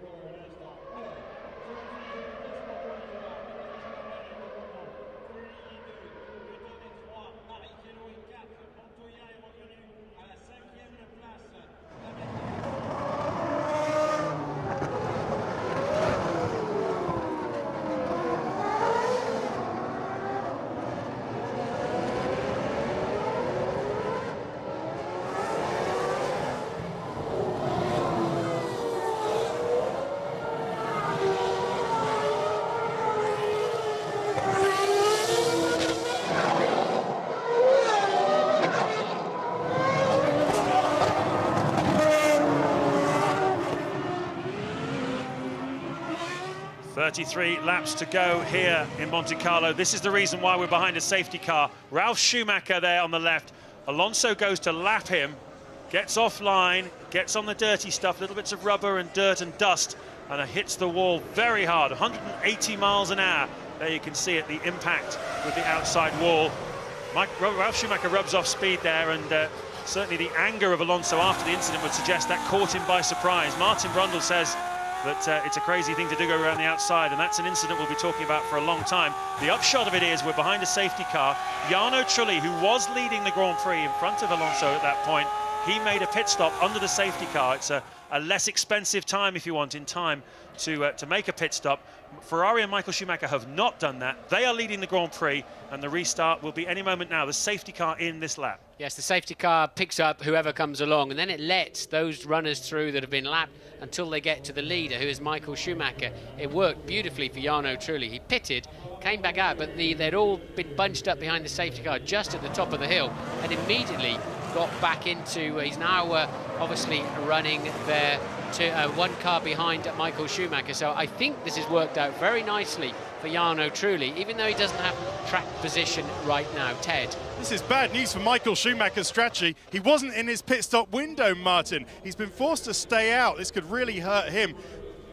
Quits in, he'll try and streak away at the getaway at the restart, try and get some distance on Jensen. But Jensen doesn't have to stop again. Of course, he did stop under the safety car. Yeah, and I think fuel windows go out of the window when there's a safety car like this, and the safety car appearing. Oh, hang on, this is Michael Schumacher. Michael Schumacher has had an incident in the tunnel, has hit the wall and has knocked off his left front wheel, and Michael Schumacher is out of the Monaco Grand Prix. What on earth happened there? We're not even racing. It's a big impact too. Has he been trying to warm his tyres up? The safety car was in this lap, we know.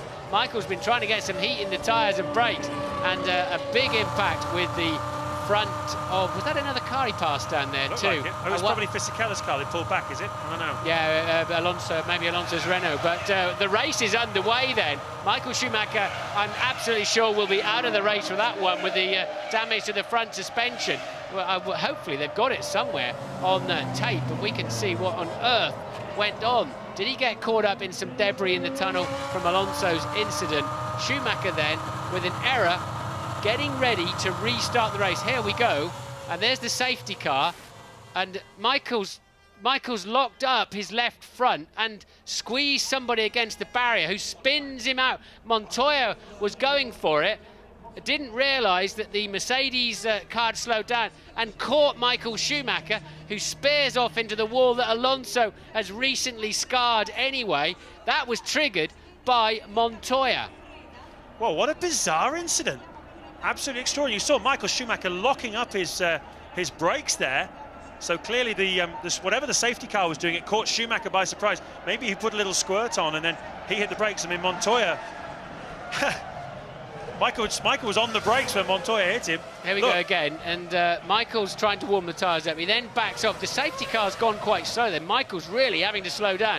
Montoya just couldn't do any... It was Montoya, I think, couldn't do anything about it, and he just was carrying too much speed. And there you see it all happening behind the safety car. Not a lot Michael could do about that. They all got sucked into pushing in the tunnel, and it's... The camera sees better in there than the human eye. Michael Schumacher then in the pits, Ted. Yeah, Michael absolutely furious, talking to his engineer Chris Dyer. All the Williams guys were standing outside their garage, almost willing him to come on, saying, come on, come down if you want to have a word with us, come down. But Michael's staying cool. Jean Todt now getting in there. I'm sure Jean Todt will have words with Williams, because that is very unfortunate. Helmet off. The run comes to an end for Michael Schumacher then. So both incidents involving the two Williams drivers. Alonso's incident involving Ralf Schumacher in the tunnel, and just a couple of laps later, under the safety car, the Williams of Juan Montoya involved in this incident with Michael Schumacher. Oh, I think that was Michael's helmet hitting the wall. It's so easy. I have to say it's so easy. Even Jensen Button did that. As you remember, he ran into Michael back in 2000, warming his tyres up. The acceleration of these cars is so incredible, even if you've won as many races as Michael Schumacher's 75, and it can just catch you out. If suddenly the whole lot backs up, you're busy looking and sorting yourself out. bang, and it's a pathetic feeling. But I guess the blame lays at the door of Montoya there, although Michael himself was pretty much struggling to slow down. Underway we go, truly, from Button and Barrichello. Montoya went round in 4th, but quite slowly on that first lap. Has he got some damage? D'Amata 5th, Massa 6th, Heidfeld, Ralf Schumacher and Panis. 9 runners, and now 10 with Baumgartner out there somewhere. Well, what a race this is turning out to be. We were writing off the chances of Rubens Barrichello about half an hour ago. 40 seconds down on the race leader he was. Now, he's only made 1 pit stop compared to the 2 of Trulli and Button, but he's only 8 seconds behind the race leader in the sole remaining Ferrari and 3.4 behind Jenson Button. A great opportunity then for Jarno Trulli and Jenson Button to win their first Grand Prix, but opportunity well and truly knocked for Michael Schumacher, and that's one angry man making his way back to the paddock. And well, hopefully Louise will dive in for a word. She's a brave girl. You can't win them all, Michael, but what impresses me about him is he'll be taking so much pain from that. He does want to win them all, but no, your eyes do not deceive you. Trulli is leading, Button is second. That Williams and between them and there are several cars, has been lapped. So Jenson Button's got to make his way past some lap traffic before he can get anywhere near race leader Jarno Trulli. Now he's 6 seconds adrift. Jenson's got 2 Williams, 2 lapped Williams between himself and Jarno Trulli. And we all know it's not the easiest thing this weekend, or certainly this afternoon, to deal with these Williams. They've both been involved in these incidents. Here we are then, on board with Jenson Button, trying to win our first Monaco Grand Prix, trying to win our first Grand Prix at all. And coming up behind Ralf Schumacher, former teammate of Jenson Button's at Williams back in the 2000 season. Getting the blue flags is Ralf. Oh, here we go in the tunnel. Pulls well over this time, no such luck. He slowed right down at the beginning. That's how to do it. If you're going to slow down in the tunnel, do it very early and very slowly. You can't coast through there. In fairness to Ralf, I think he does have some, well, we know he's got some kind of drama going on inside the cockpit, but that is how you let somebody through in the tunnel, not how he did it with Alonso. Cristiano D'Amata, we saw just lining up behind them. That's Jock Clare, I believe, race engineer for Takuma Sato, who's presumably now working on Jenson Button's race effort. Where was he? Was he down at Williams? Yes. Right, he was down at Williams saying, hey, make sure you're telling your guys on the radio, let Jenson through, please. He's passed one of them already. Well, he carries a bit of weight at Williams, does Jock Clare, having worked there for many, many years. Race engineer to Jacques Villeneuve in the championship winning season of '97. They all know Jock pretty well. Here we go then, up the hill, 160 miles an hour, turning left into Massenet then, and the Casino Square, all the rich people hanging out from their balconies, the Café de Paris on the right, down the hill, the tip-top restaurant famous on the right-hand side there, the Mirabeau corner, and the Monte Carlo Grand Hotel, as it's now known, formerly known as the Lowe's. And Ted has some news for us at Williams. Yeah, Montoya's been on the radio to explain his side. He sounded almost apologetic, I'm told, from the team. He didn't understand what Michael was doing. Apparently, Michael just stood on the brakes to try and get some temperature into them. And Montoya just plain didn't see him, tried to avoid him. But of course, the Mercedes safety car was in there, and Michael sort of tripped over that, and Montoya just went straight into him, almost sounded sorry. Yeah, as if Michael had seen him coming, because he actually then squeezed Montoya. But I have to say, they both needed to slow down for the safety car too. It looked like the safety car slowed as well. But there's already been a bit of a head-to-head, hasn't there, with Montoya and Michael. They're not the best of friends by a long, long way. And that is not going to enhance it at all. We've got a drive-through penalty for car number 16. That is Cristiano D'Amata. What a shame for him. I mentioned him earlier on. He had a terrific start to this Grand Prix. Got himself up from 15th on the grid to 7th earlier on. He's now, as a result of all these retirements of Alonso and Michael Schumacher, was up in 5th place, but ignoring the blue flags as Trulli and Button came through, costing him a drive-through penalty. That's about 20 seconds that's going to cost him, and that will drop him down probably into 8th place. Amazingly, despite having been involved in everybody else's incidents today, Williams have got 2 cars running in 4th and 8th, both in the World Championship points, and that is why Ralf is plodding around with an obvious problem, because you can still pick up some World Championship points. It's always the case at Monaco. You've got to just keep going around and around. 26 laps remaining then. Truly 6.7 ahead of Button, and quite quickly Barrichello, who's really been off the pace for whatever reason, maybe something inside the car, but Barrichello in 3rd, a 15 seconds behind already. You can see Sauber getting out of the way of Rubens Barrichello. He's dropping behind now. His last lap almost 3 seconds slower than the race leaders Trulli and Button. Button is 6.7 behind Jarno Trulli, and at the moment doesn't seem to have the pace in the BAR, although that last lap he took half a second out of him, I have to say. So is Button muscling up for a real hard push at the Renault driver. We're riding on board with third place man Rubens Barrichello, giving away another second and a half there to the race leaders. That's another aspect. You saw him go into the shadow of the canopy of the trees and not trees, but buildings, apartment buildings down there. It really does, and again at Casino Square, as the race unfolds, the track sort of changes in front of you, James, in terms of grip level, in terms of the shadows, and it's just another feature of this brilliant racetrack. 10 runners still going then. Trulli, Button, Barrichello, Montoya, D'Amato 5th, yet to serve his drive-through penalty. Massa 6th. 7th Heidfeld and 8th Ralf Schumacher. Good news for the Jordan team if Heidfeld can stay there.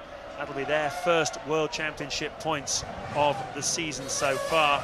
And it'll be the first points also for the Toyota team if D'Amato can salvage something from this afternoon. He's in 5th at the moment, but yet to serve that drive-through penalty. Ralf Schumacher in 8th place. Olivier Panis is 9th. And Zsolt Baumgartner in the sole remaining Minardi. 3 laps down, lapping in the 1:24s, where Trulli's doing 1:17s, but he's still going, and he's in 10th, and if we have any more business like we've had in the race so far, he might even get a point here this afternoon. He might indeed. As you say, 10 runners. D'Amato's pitted to serve his penalty for ignoring the blue flags, i.e. not getting out of the way of the leaders at some point during the Grand Prix. Out of the race, Michael Schumacher, who had one of those incidents like pulling away from a roundabout and stopping and somebody just running into the back of you, didn't he, in the tunnel? Michael out. Alonso trying to lap Ralf Schumacher, went round the outside of him in the tunnel. Raikkonen, technical problems. Bruni, he stopped in the pits, we don't know why. Same for Pantano, he stopped out at the seafront chicane where Jarno Trulli is now. Webber, mechanical problems at the end of the lap. Sato, big blown engine. Coulthard run into the back of by Fisichella, and Klein crashed on the first lap. They're the 10 retirements, and the reasons for them, truly 6.1 seconds ahead of Jenson Button. Barrichello remains an easy and comfortable third. Yeah, the last lap, Trulli comes through now, but the last lap they were identical on pace, Trulli and Button, very low 1:17s. That last lap almost identical again. Trulli has had this reputation in the past for letting his pace drop off in Grand Prix, but no such trouble here this afternoon. He's found some new speed and consistency in his driving, has Jarno Trulli. And Jenson Button at the moment has no real reply. He's going as fast as he can. Their lap times are within 1/10 of each other at the moment, and that's why the gap is staying at around about 6, just under 6 seconds. I still think Ferrari had made a mistake, though, in that pit stop, James. They ended up being the leader, is what caused the accident, but you couldn't foresee that. About pit stop windows, but we reckon that Trulli was probably about 6 laps away from his second fuel stop. So Renault obviously decided it was worth making the call and bringing him in. Michael Schumacher, we reckon, had perhaps another 3 or 4 laps of fuel in his car. So maybe he was 10 laps away from his second stop. Obviously, Ross Brawn and the Ferrari team deciding that that was not the right timing for them, as Ferrari ready for Rubens Barrichello, whose strategy this afternoon, once again, as it was in Barcelona, quite different from everybody else's, carrying more fuel at the start of the Grand Prix and pitting at a different time from the other front runners. So one remaining Ferrari then, Michael Schumacher out of the Grand Prix. He will not be beating Nigel Mansell's. He's matched it, but he will not be beating Mansell's record of making it 6 consecutive wins. Barrichello pits from third. He's way ahead of Montoya, who's fourth. Montoya lapping about the same speed as Trulli and Button now, so he's obviously had no damage with that collision with Michael. Most of Michael's damage was done against the wall rather than against Montoya. But Jenson Button has just taken 6/10, 10% out of the lead of Jarno Trulli. He's now down to 5.5 behind. Jenson's on a charge. Hopefully we'll follow it soon. And you'd have to say that Patrick Head and Frank Williams, sitting down there in the Williams garage, will be looking at Montoya's pace and saying, hang on a second, this is lap 56, the Monaco Grand Prix. We've got a car that's on the same pace as the race leaders. Why aren't we leading the race ourselves? What's gone wrong with us this weekend that Montoya and Ralf Schumacher qualified 9th and 12th. They just haven't been really in it at all, and yet the car seems to have plenty of speed in it. Obviously not at the right times when it really matters, is the answer to that. Yep, Montoya flying then, truly. Lapping now in the 1:16s. He's almost seems to have backed off. He was able to do 1:15s earlier on. There's a lot of debris. Here you're going to see a replay of the incident. Michael Schumacher with his left front locked. He is actually a long way behind that safety car from that angle. So it was Michael giving himself some brake warming up in the tunnel. Now that is not actually very smart, is it? I don't know about the distances, the relative distances. I wondered if that Mercedes slowed down the pace car, but actually it looks more like Michael was trying to warm his brakes up in the tunnel. If so, he doesn't have a word to say to Juan Pablo Montoya. Why would he be warming his brakes up in the tunnel, or anywhere for that matter? Well, because they'll be around 300 degrees centigrade, coasting around 250, something like that, coasting around behind the safety car, and they need to be 600-700 to work properly, and you've got to get some brake temperature in. You saw how easy he just snatched a brake trying to warm them up in the tunnel itself, but there's no brake lights on a Formula 1 car. You don't know when the bloke in front of you is braking. But doesn't it rely on the guy behind having sort of telepathic knowledge you're about to do it, especially when they're that close as they were in the tunnel? It seems a very odd thing to do, unless he was perhaps just trying to buy himself a bit of space. There's Naomi Campbell, supermodel, former girlfriend of Flavio Briatore, whose driver, Jarno Trulli, is leading this Grand Prix. And, well, we've seen Trulli in the past. He led in Spain the first stint of 9 laps a couple of weeks ago. Last year, remember, he led at Silverstone before the track invasion. That really cost him the Grand Prix victory there last year. And way back in '97, when he was driving with the Prost team, he led in Austria very comfortably for most of the race until his engine blew up. As I said before, he'd led 61 laps going into this race, but never the last one. And with every lap that ticks down now, just 20 to go, he's getting closer and closer to that dream first victory. Yeah, but so is Jenson Button getting closer to him. Gap down to 5.2. And the good news for Jenson is that Montoya is quick and is not going to come into play here. It's cat and mouse at the moment, isn't it? Trulli then leading Button. Barrichello third, Montoya fourth, Felipe Massa fifth, De Mata currently in 6th place.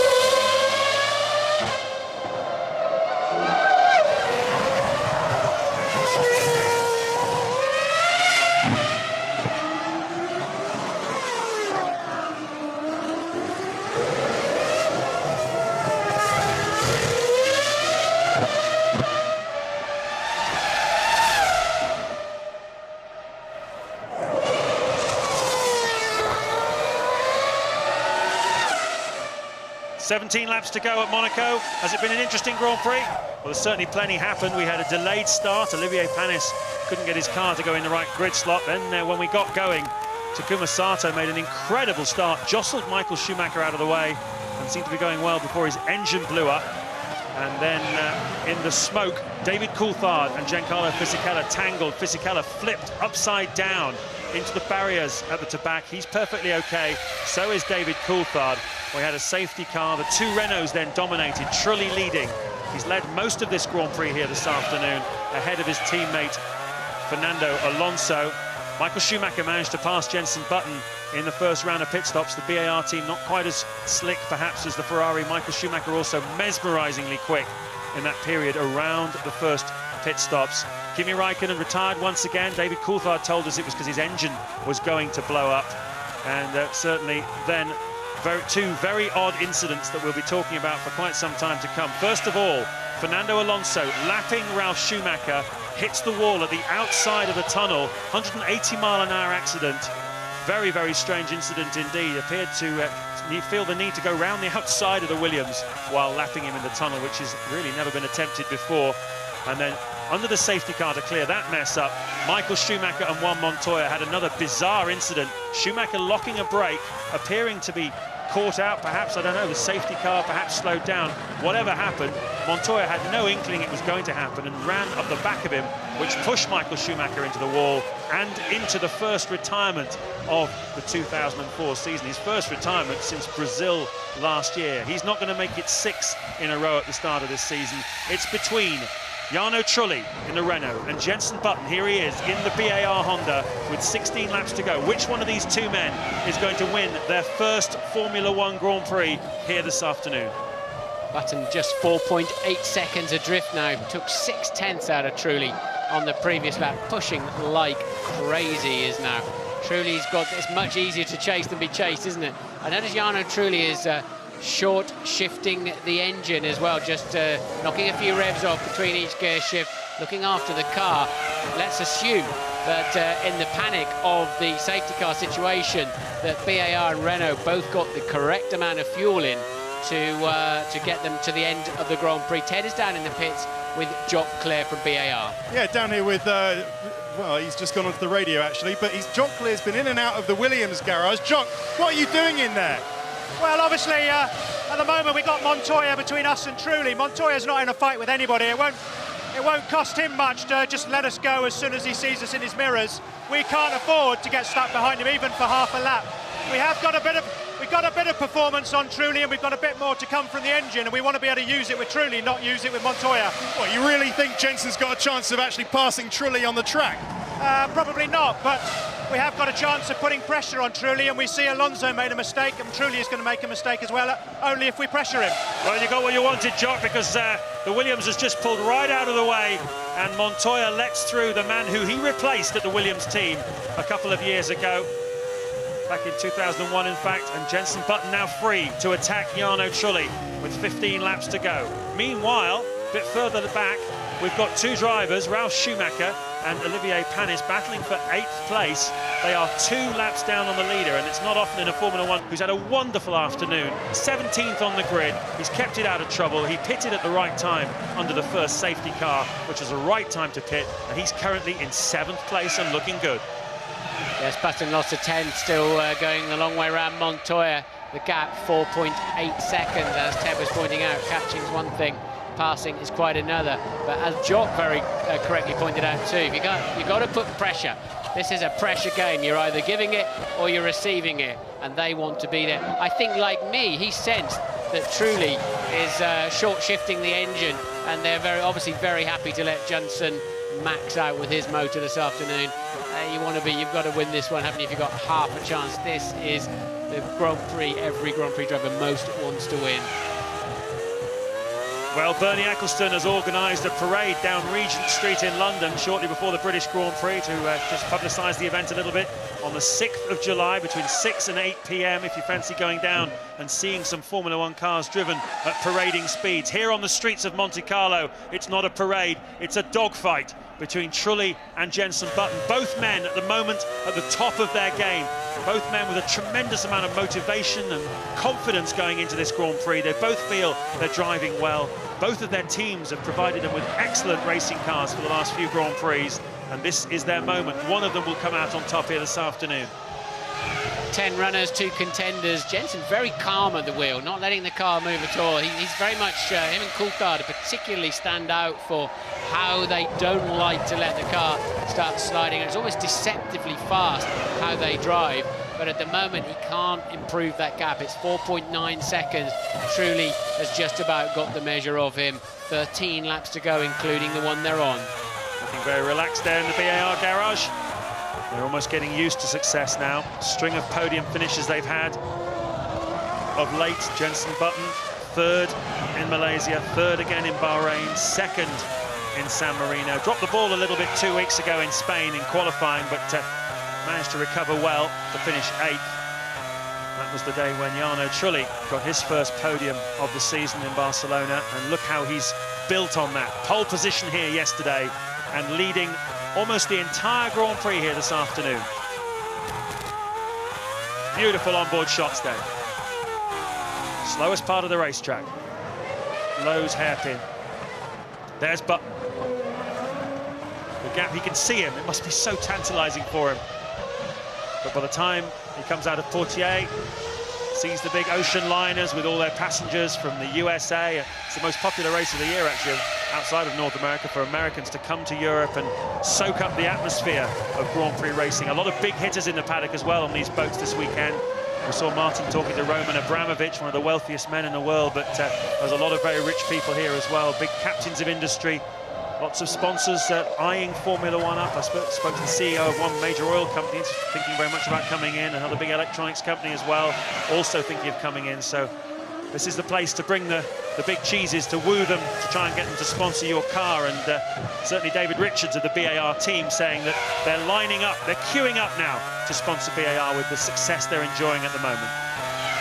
You can see the gap is squeezed out. Look, 5.15. Trulli really does have the pace, and he doesn't look flustered with it either, does he? Moving away from that nasty bump on the way down to Mirabeau. The front of the Renault's superb there. So hard to get a car to follow that line of corner in the Mirabeau. And, Jenson, as you say, tantalisingly close, James, but he can't get any closer. Well, one thing that's for sure this afternoon is that if either Trulli or Jenson Button wins this Grand Prix, we're going to have 10 Grand Prix winners in the field. Flavio Briatore there. Christian Silk, the man in the middle with the fireproof overalls on and the beard. He's in charge of the test team at Renault, and he's the man who was doing all that excellent work at Paul Ricard in the last few weeks to improve this Renault chassis, which certainly made a huge difference here this weekend. This might help Jenson's cause. 2 cars. Are they fighting? No, they're not fighting each other, but they'll be getting the flags to let the leader through. He does a 1:16.8. Jenson Button does a 1:15.8. The gap down to 4.1 seconds now. One of Jenson's better laps too, but Trulli already safely clear of one of the back markers. They've now lapped the entire field at least once, with the exception of Barrichello in 3rd place, who's a full minute behind the leader. But again then, Trulli losing time in the slow section. No, he's not going to turn in front of you, for goodness sake. That's Heidfeld in the Jordan, running in 7th place at the moment.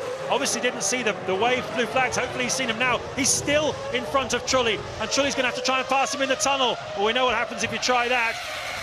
He's got past him already. There's Jenson Button now, and Button has really closed the gap to the race leader thanks to this traffic. He's now got to get past the Toyota and the Jordan, and this isn't an easy part of the racetrack to do it. Get out of the way, he'll be screaming in his helmet. Yeah, and he's got to keep a cool head. This is the moment. I've crashed in a Grand Prix before now where your focus goes on them and your anger instead of the piece of racetrack that you're on. Heidfeld appears to have been in everybody's way today, doesn't he, with the Jordan, and still he's trying to keep it on the racing line and still threaten to turn in on Jenson. But nonetheless, where's it going to shake out in terms of lap time? He still, I think, is going to have the gap down to a bit over 3 seconds. Where is it? 3.5 then. So he's moving in. Yes, he gains 0.6 of a second. That's all he managed to get as a result of that. Flavio Briatore for making his feelings clear about the traffic. It's only 6/10, Flavio. Keep your hair on. Look at the intensity with which these two men are driving now. This is great stuff. That's the Minardi that Trulli has just passed. Here comes Button to pass it to. Baumgartner stays well out of the way. Button can almost smell the exhaust fumes coming out of the back of this Renault now. He's on a Mansell-esque charge. Yeah, sensible driving there from the back marker. Button underway. Hey, listen, if a Ferrari's not going to win a Grand Prix this year, there's big stakes. You've got to be the one that does. You can't miss opportunities like this with Ferrari on such stellar form in 2004. And Flavio Briatore is very, very aware of that. Very anxious to win another Grand Prix. His last victory, Hungary last year with Fernando Alonso. BAR never won a Grand Prix yet. This is their 89th Grand Prix start, one of the younger teams in Formula One. How dearly would they love to break their duck here. Yes, both these drivers have been in the points at every Grand Prix, and with the well, Barrichello has 2 in 3rd place, so the top 3, as the gap's now down to 2.2, the top 3 have been relentlessly reliable and consistent, but Trulli and Button then shaping up for a grand finale. 8 laps to go as he goes through Casino Square, but you know, when he gets there, what can he do about it? There is race leader then, down at the bottom of the hill, and that's an extra incentive for Jensen. A back marker coming up. It's Ralf Schumacher with his ailing Williams. This is fantastic stuff. 8 to go, and Jensen Button has just taken 1.2 seconds out of the lead of Jarno Trulli. There's some anxiety and anguish down in the Renault timing stand. Trulli has got past the Williams. Now Button's got to do the same thing. As Martin said, though, getting up behind the Renault is one thing, passing quite another, as we found out a few years ago with Nigel Mansell and Ayrton Senna here.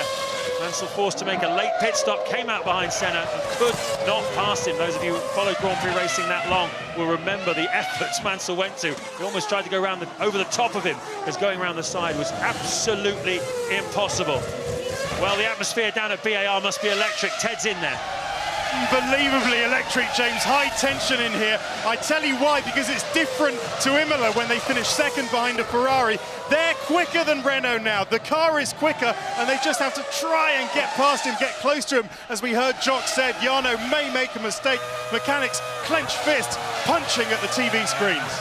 Gap down to 1.7 seconds. Oh, how much did it cost Jensen when he got hooked up? He pitted very early, got into traffic at the very early stages of this Grand Prix, and it cost him dearly. But he's come back, and he's just kept working at it all afternoon. Now he's beginning to be able to read the sponsors' letters on the rear wing of Jarno Trulli's Renault. And the two garages side by side, the Renault garage and the BAR garage, they were finished one behind the other in last year's World Championship. That means they're next door neighbours at every Grand Prix this season, and this is Grand Prix racing at its absolute finest on a beautiful sunny day in Monte Carlo. An Englishman is chasing an Italian for their first Grand Prix victory. We look back then from the Renault to see where is the BAR Honda of Jensen Button. There he is, coming into Rascasse corner now. Jensen's about a 10th up on this current lap in the first 2 sectors, but Jarno definitely has got such a strong car in the middle sector of this lap, and it's paid dividends this afternoon. The gap was 1.7, is now 1.6. There are 6 laps to go. Further back, Rubens Barrichello a full minute behind the race leaders. An odd pit stop sequence for him here this afternoon. Montoya is 4th, Massa is in 5th place for Sauber. Another strong performance from him after his teammate Fisichella was eliminated in that accident, very nasty accident early on with David Coulthard, which flipped the Sauber upside down. Cristiano Di Matta looks set to get first points of the season for Toyota in 6th. Heidfeld has held a lot of people up here this afternoon. He's 2 laps down on the race leader in 7th, and Ralf Schumacher currently still in 8th place, 3 laps down on the race leader. But for the last 6 laps, there's only one place to watch. All the champagne glasses will have been put back on the table. Everyone will be sitting on the edge of their expensively lined leather seats on their yachts and watching this extraordinary drama unfolding on the streets of Monte Carlo as Jensen Button tries to haul in, quite effectively at the moment, you'd have to say, Jarno Trulli for the lead. Oh, did he go wide down there? He could have recovered it if he did, but he's really pushing as hard as he can. He can't match him in the middle sector, but he's much quicker in the 1st and 3rd sectors. Gap was 1.6, is now 1.4. 5 to go. Running out of time, Jensen. You're going to have to start pulling some 1 minute 15 laps if you're going to get right up there and frighten Jarno Trulli in any way. Trulli looking very composed up front, and his car handling absolutely beautifully. He is looking very composed, isn't he, Jarno Trulli? It's been a tremendous performance, whatever happens from here on now. Taking pole yesterday with one of the finest laps he's ever driven in a Grand Prix car, leading almost all of this Grand Prix, and he knows that even if Button does get right up behind him, it's going to be mighty difficult for him to get past. He has an advantage in speed in the middle sector of the lap, which is from the Mirabeau through to the swimming pool complex.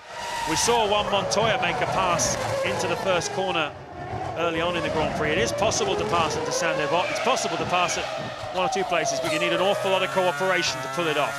And the problem is, even into Rascasse now, where I believe you could muscle your way through, it's filthy dirty off the line, where somebody blew up in an earlier race today. There's what I'm talking about, all the dust on the side of the track. So I really don't know where he'd do it. It'd have to be down at the hairpin on the other side of the circuit. Well, this is definitely the shot in the arm Formula One needed. Michael Schumacher dominating the season so far. 5 Grand Prix victories from 5 Grand Prix, but he's not going to win here this afternoon. He's out of the Grand Prix. And one of these two men is Trulli, metronomic on his pace. He really has been super consistent. And banishing all criticisms, praying for the laps to just evaporate. That's what you've got to remember, that the mechanics are just as competitive as the drivers. They have to have a different role at Grand Prix, and they need this just as much as... and this is the unusual thing about the new Monaco layout. If you saw our track guide for the qualifying show, is the team bosses are sort of up in a unit nowhere near the racetrack. It's slightly odd in terms of they don't look over into the pit lane or the exit end of the lap either. Very strange situation. That's why they're appearing to be indoors there. Button had slipped a 10 on the last lap. This is currently a 10th up, but that's all he can do. Is Ralf Schumacher becomes the 11th retirement of the race, putting Panis up into 8th, Baumgartner 9th with the Minardi. Both Toyotas in the points then. We only had 2 teams with 2 cars running. That is now down to 1, with Ralf Schumacher exiting the Grand Prix. 3 laps to go. Yeah, Baumgartner 5 laps down on the race leaders. If anybody else pulls out of this Grand Prix in the Minardi, he will have a World Championship point. Look how close Jenson Button is now to the Renault of Jarno Trulli. He can almost read the sponsor's name on the rear wing. A grandstand finish in store here in Monte Carlo. Out of Mirabeau, down to Lowe's. Having to wait for the man in front to hit the gas before you can hit the gas itself. Down to Portier. This is where Ayrton Senna threw it off back in 1988 when he had the race won. It's almost as if Trulli's tightened up, you know. It's almost like he's now beginning to watch every little slide, because he's losing a lot of time to Jenson, and he's just going to have to free himself up inside that racing car. And he's giving the barriers plenty of distance. Jenson's pushing the limits much harder than Trulli at the moment. Trulli with track position, but you sense he's tightening up with so few laps to go. Well, in some ways, it's easier to be the hunted than the hunted, the hunter than the hunted. There's a bollard in the middle of the racetrack. Did you notice that on the exit of the swimming pool section? Doesn't seem to have bothered anybody. And look how close Button is now. They were 0.9. They are now 0.7, 0.2 of a second. It's too little to even talk about. It's all about racecraft now. It's all about pressure. It's all about psychology. It's all about keeping a cool head. The hard charger, Jenson Button, versus the nearly man, the man who wants to shed that reputation and become a star man for the first time in his career, Jarno Trulli. That's the problem. The dirty air syndrome affects you less around here. This is more about mechanical grip than aerodynamic grip. But nonetheless, you can drive the widest Formula One car in the world very easily, especially with the track so dirty offline, as Fernando Alonso, amongst others, found out. Flavio's now beginning to relax, now beginning to think, hey, I think he can do it. Because I think if Trulli was going to get flustered, it would have happened by now. Plenty of face time this afternoon for Flavio Briatore, man who never backward in coming forward, always exuberant in his celebrations when his drivers won, particularly in the old days of Michael Schumacher. He's put this exciting pairing together of Alonso and Trulli, and now it's really starting to pay dividends for them. Alonso already a winner, Trulli just 1 lap away from becoming a winner. Jenson Button hasn't given up yet. Into Saint-Devote, 60 miles an hour then as they go up the hill. The famous hill, been in use here since the 1920s when a man called Anthony Nogues decided it would be a good idea to let Grand Prix cars loose on the streets of the world, this famous principality. Tax haven for the rich and famous. Back marker ahead, but I don't necessarily think it's going to come into play, but there is a back marker, and really Jenson's just fallen back now into Trulli's place. Indeed, the Minardi is there. Will he see them coming? He's going to be in the tunnel as they approach him, so it's still a critical moment for the two leaders as they head into the darkness and the wilderness of that tunnel. Where are they going to meet the Minardi? And it is after the exit. The last lap of the Grand Prix, and Minardi's in the way of Jenson Button. Any chance he had of getting him is now gone, and Button signals to Minardi. It's not really his fault. It's very unfortunate where he caught him. I don't think Button could have done anything much, and that probably has handed the initiative to Jarno Trulli. The final part of the swimming pool. Button's throwing everything. Caution to the wind now. He's not going to try a lunge down the Rascasse. He can't. He's too far away. Trulli comes out of Anthony Nogues. He's going to see the man with the checkered flag. And Jarno Trulli is going to win his first ever Formula One Grand Prix. There is the checkered flag. And in the end, Button was just 0.4 of a second behind him. Pat Simmons up on the timing stand there on the right-hand side of your screens. Delighted for his man. He's masterminded the race strategies for this team. BAR aren't unhappy today, but they did come close, didn't they? What a terrific Grand Prix. Fantastic. We're still waiting for Barrichello to finish third at this time, and well-deserved for Jarno Trulli. Absolutely. He's taken a long time to really sharpen his game up, but he's been immense for the best part of 12 months now, and under a lot of pressure, he absolutely was faultless today, had it under control, set his car up beautifully, a brilliant pole position lap, and I'm really, really happy for the guy.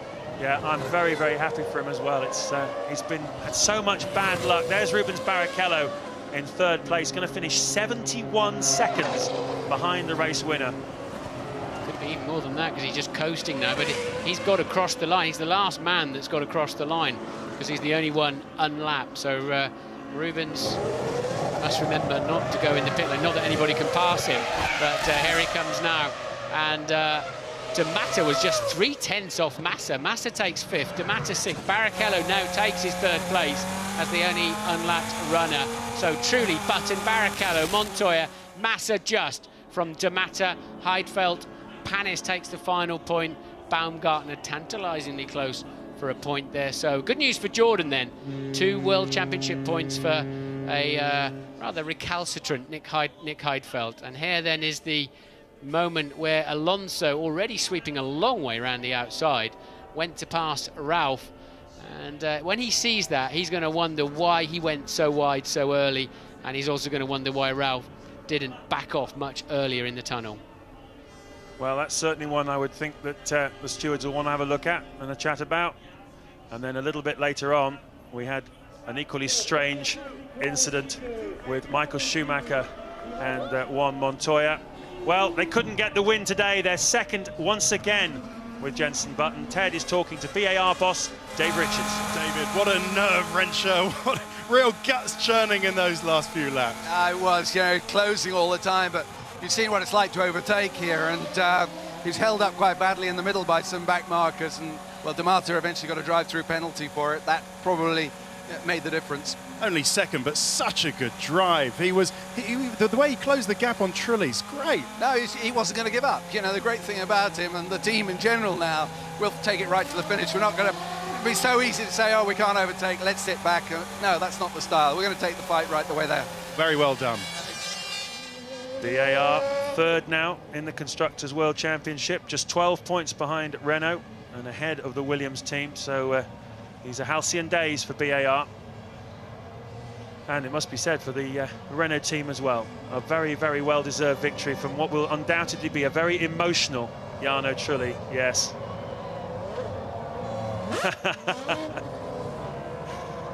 Says it all. Formula One's rock and roll team then. In the days of Benetton and Michael Schumacher, they had the best pop music playing in their garage. They lost their way a little bit, but they've certainly found it again now, haven't they? Button and Trulli then just 1 point adrift between Button's third with 32 points, Trulli fourth with 31 points. It's a good scrap going on there. They're homing in on Rubens Barrichello. Michael Schumacher still well clear out front with his 50 points, but a bit of a sour face today. Yeah, definitely has. There'll be a lot of talk about that. Nice touch there as Trulli came down the pit straight, went past the teams he's driven for in the past. Jordan, all the mechanics reaching out, giving him a big thumbs up. There's his team boss, Flavio Briatore. And Jarno Trulli has his first Grand Prix victory. Rubens Barrichello will have a wry smile, no doubt, on his 32nd birthday, finding himself on the podium after such a strange... That's a good bit of corporate PR for you. The Rossi Snog, yeah, on the front of your piece of equipment that's just let you win the race. But, that was no lucky victory. That was a very well executed weekend. Alan Permain there, his race engineer. Patrick Faure, the boss of Renault Sport, the top boss. And there's Herbie Blasch just steering the race winner towards Prince Rainier, who will once again perform the honours, as he has for so many years, handing out the winner's trophy to Jarno Trulli. There's Jenson Button. What a stunning performance by him again this weekend. As David Richards said, if he hadn't had that problem being held up by Cristiano De Mata, who was being lapped in the middle part of the race, it might have been a bit different for Jenson Button, but that's Monaco. And there you are. Respect between competitors.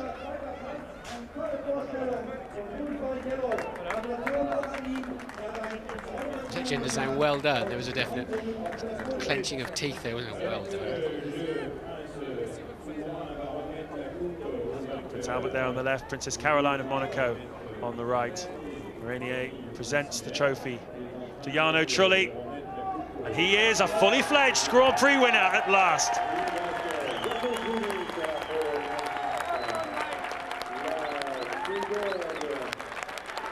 Race number 117 then for Jarno. Jenson just keeps getting on the podium, doesn't he? Amazing. Where's he been? 6th at the first race, third, second, then 8th. The difficult race in Barcelona, now 2nd again this weekend in Monte Carlo. And Happy Bunny lives in England.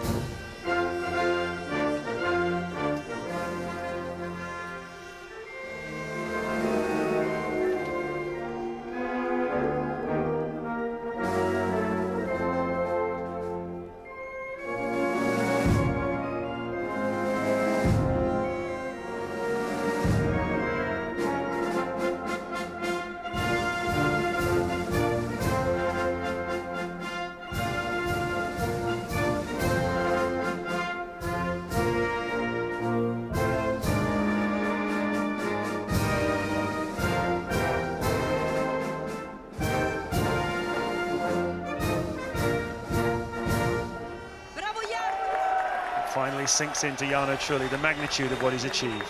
I always expected a Kleenex moment there, didn't you? I thought with Jarno, but he's very, very composed. I got one of those second place trophies from here at home that Jenson's just stepped around, and it means about 10% as much as the one next door to it, unfortunately. The win here is absolutely amazing and everything. But this is one of the best podiums. I don't know why, it's a silly little box, but somehow or other it means more than just about any other podium in the world, with the possible exception of Le Mans. Well, it's been a real shot in the arm for Formula One. A great Grand Prix, great spectacle. Absolutely no doubt about that whatsoever. The champagne flies on the boulevard of Monte Carlo. Flavio Briatore getting involved as well. Tremendous race, Martin. Yeah, I'm sure Jarno appreciated a bottle of champagne in his face there, but he's going to go and find his mechanics and thank those two. Well, what a day. It was the day when Formula One's nearly man finally became a star.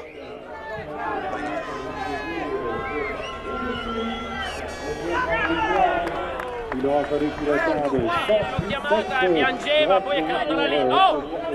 Tigita! Oi!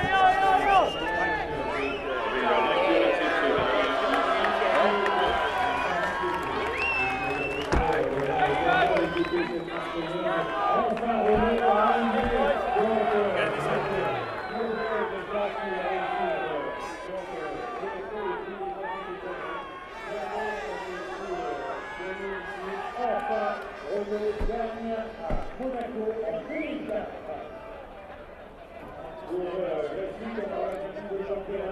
avec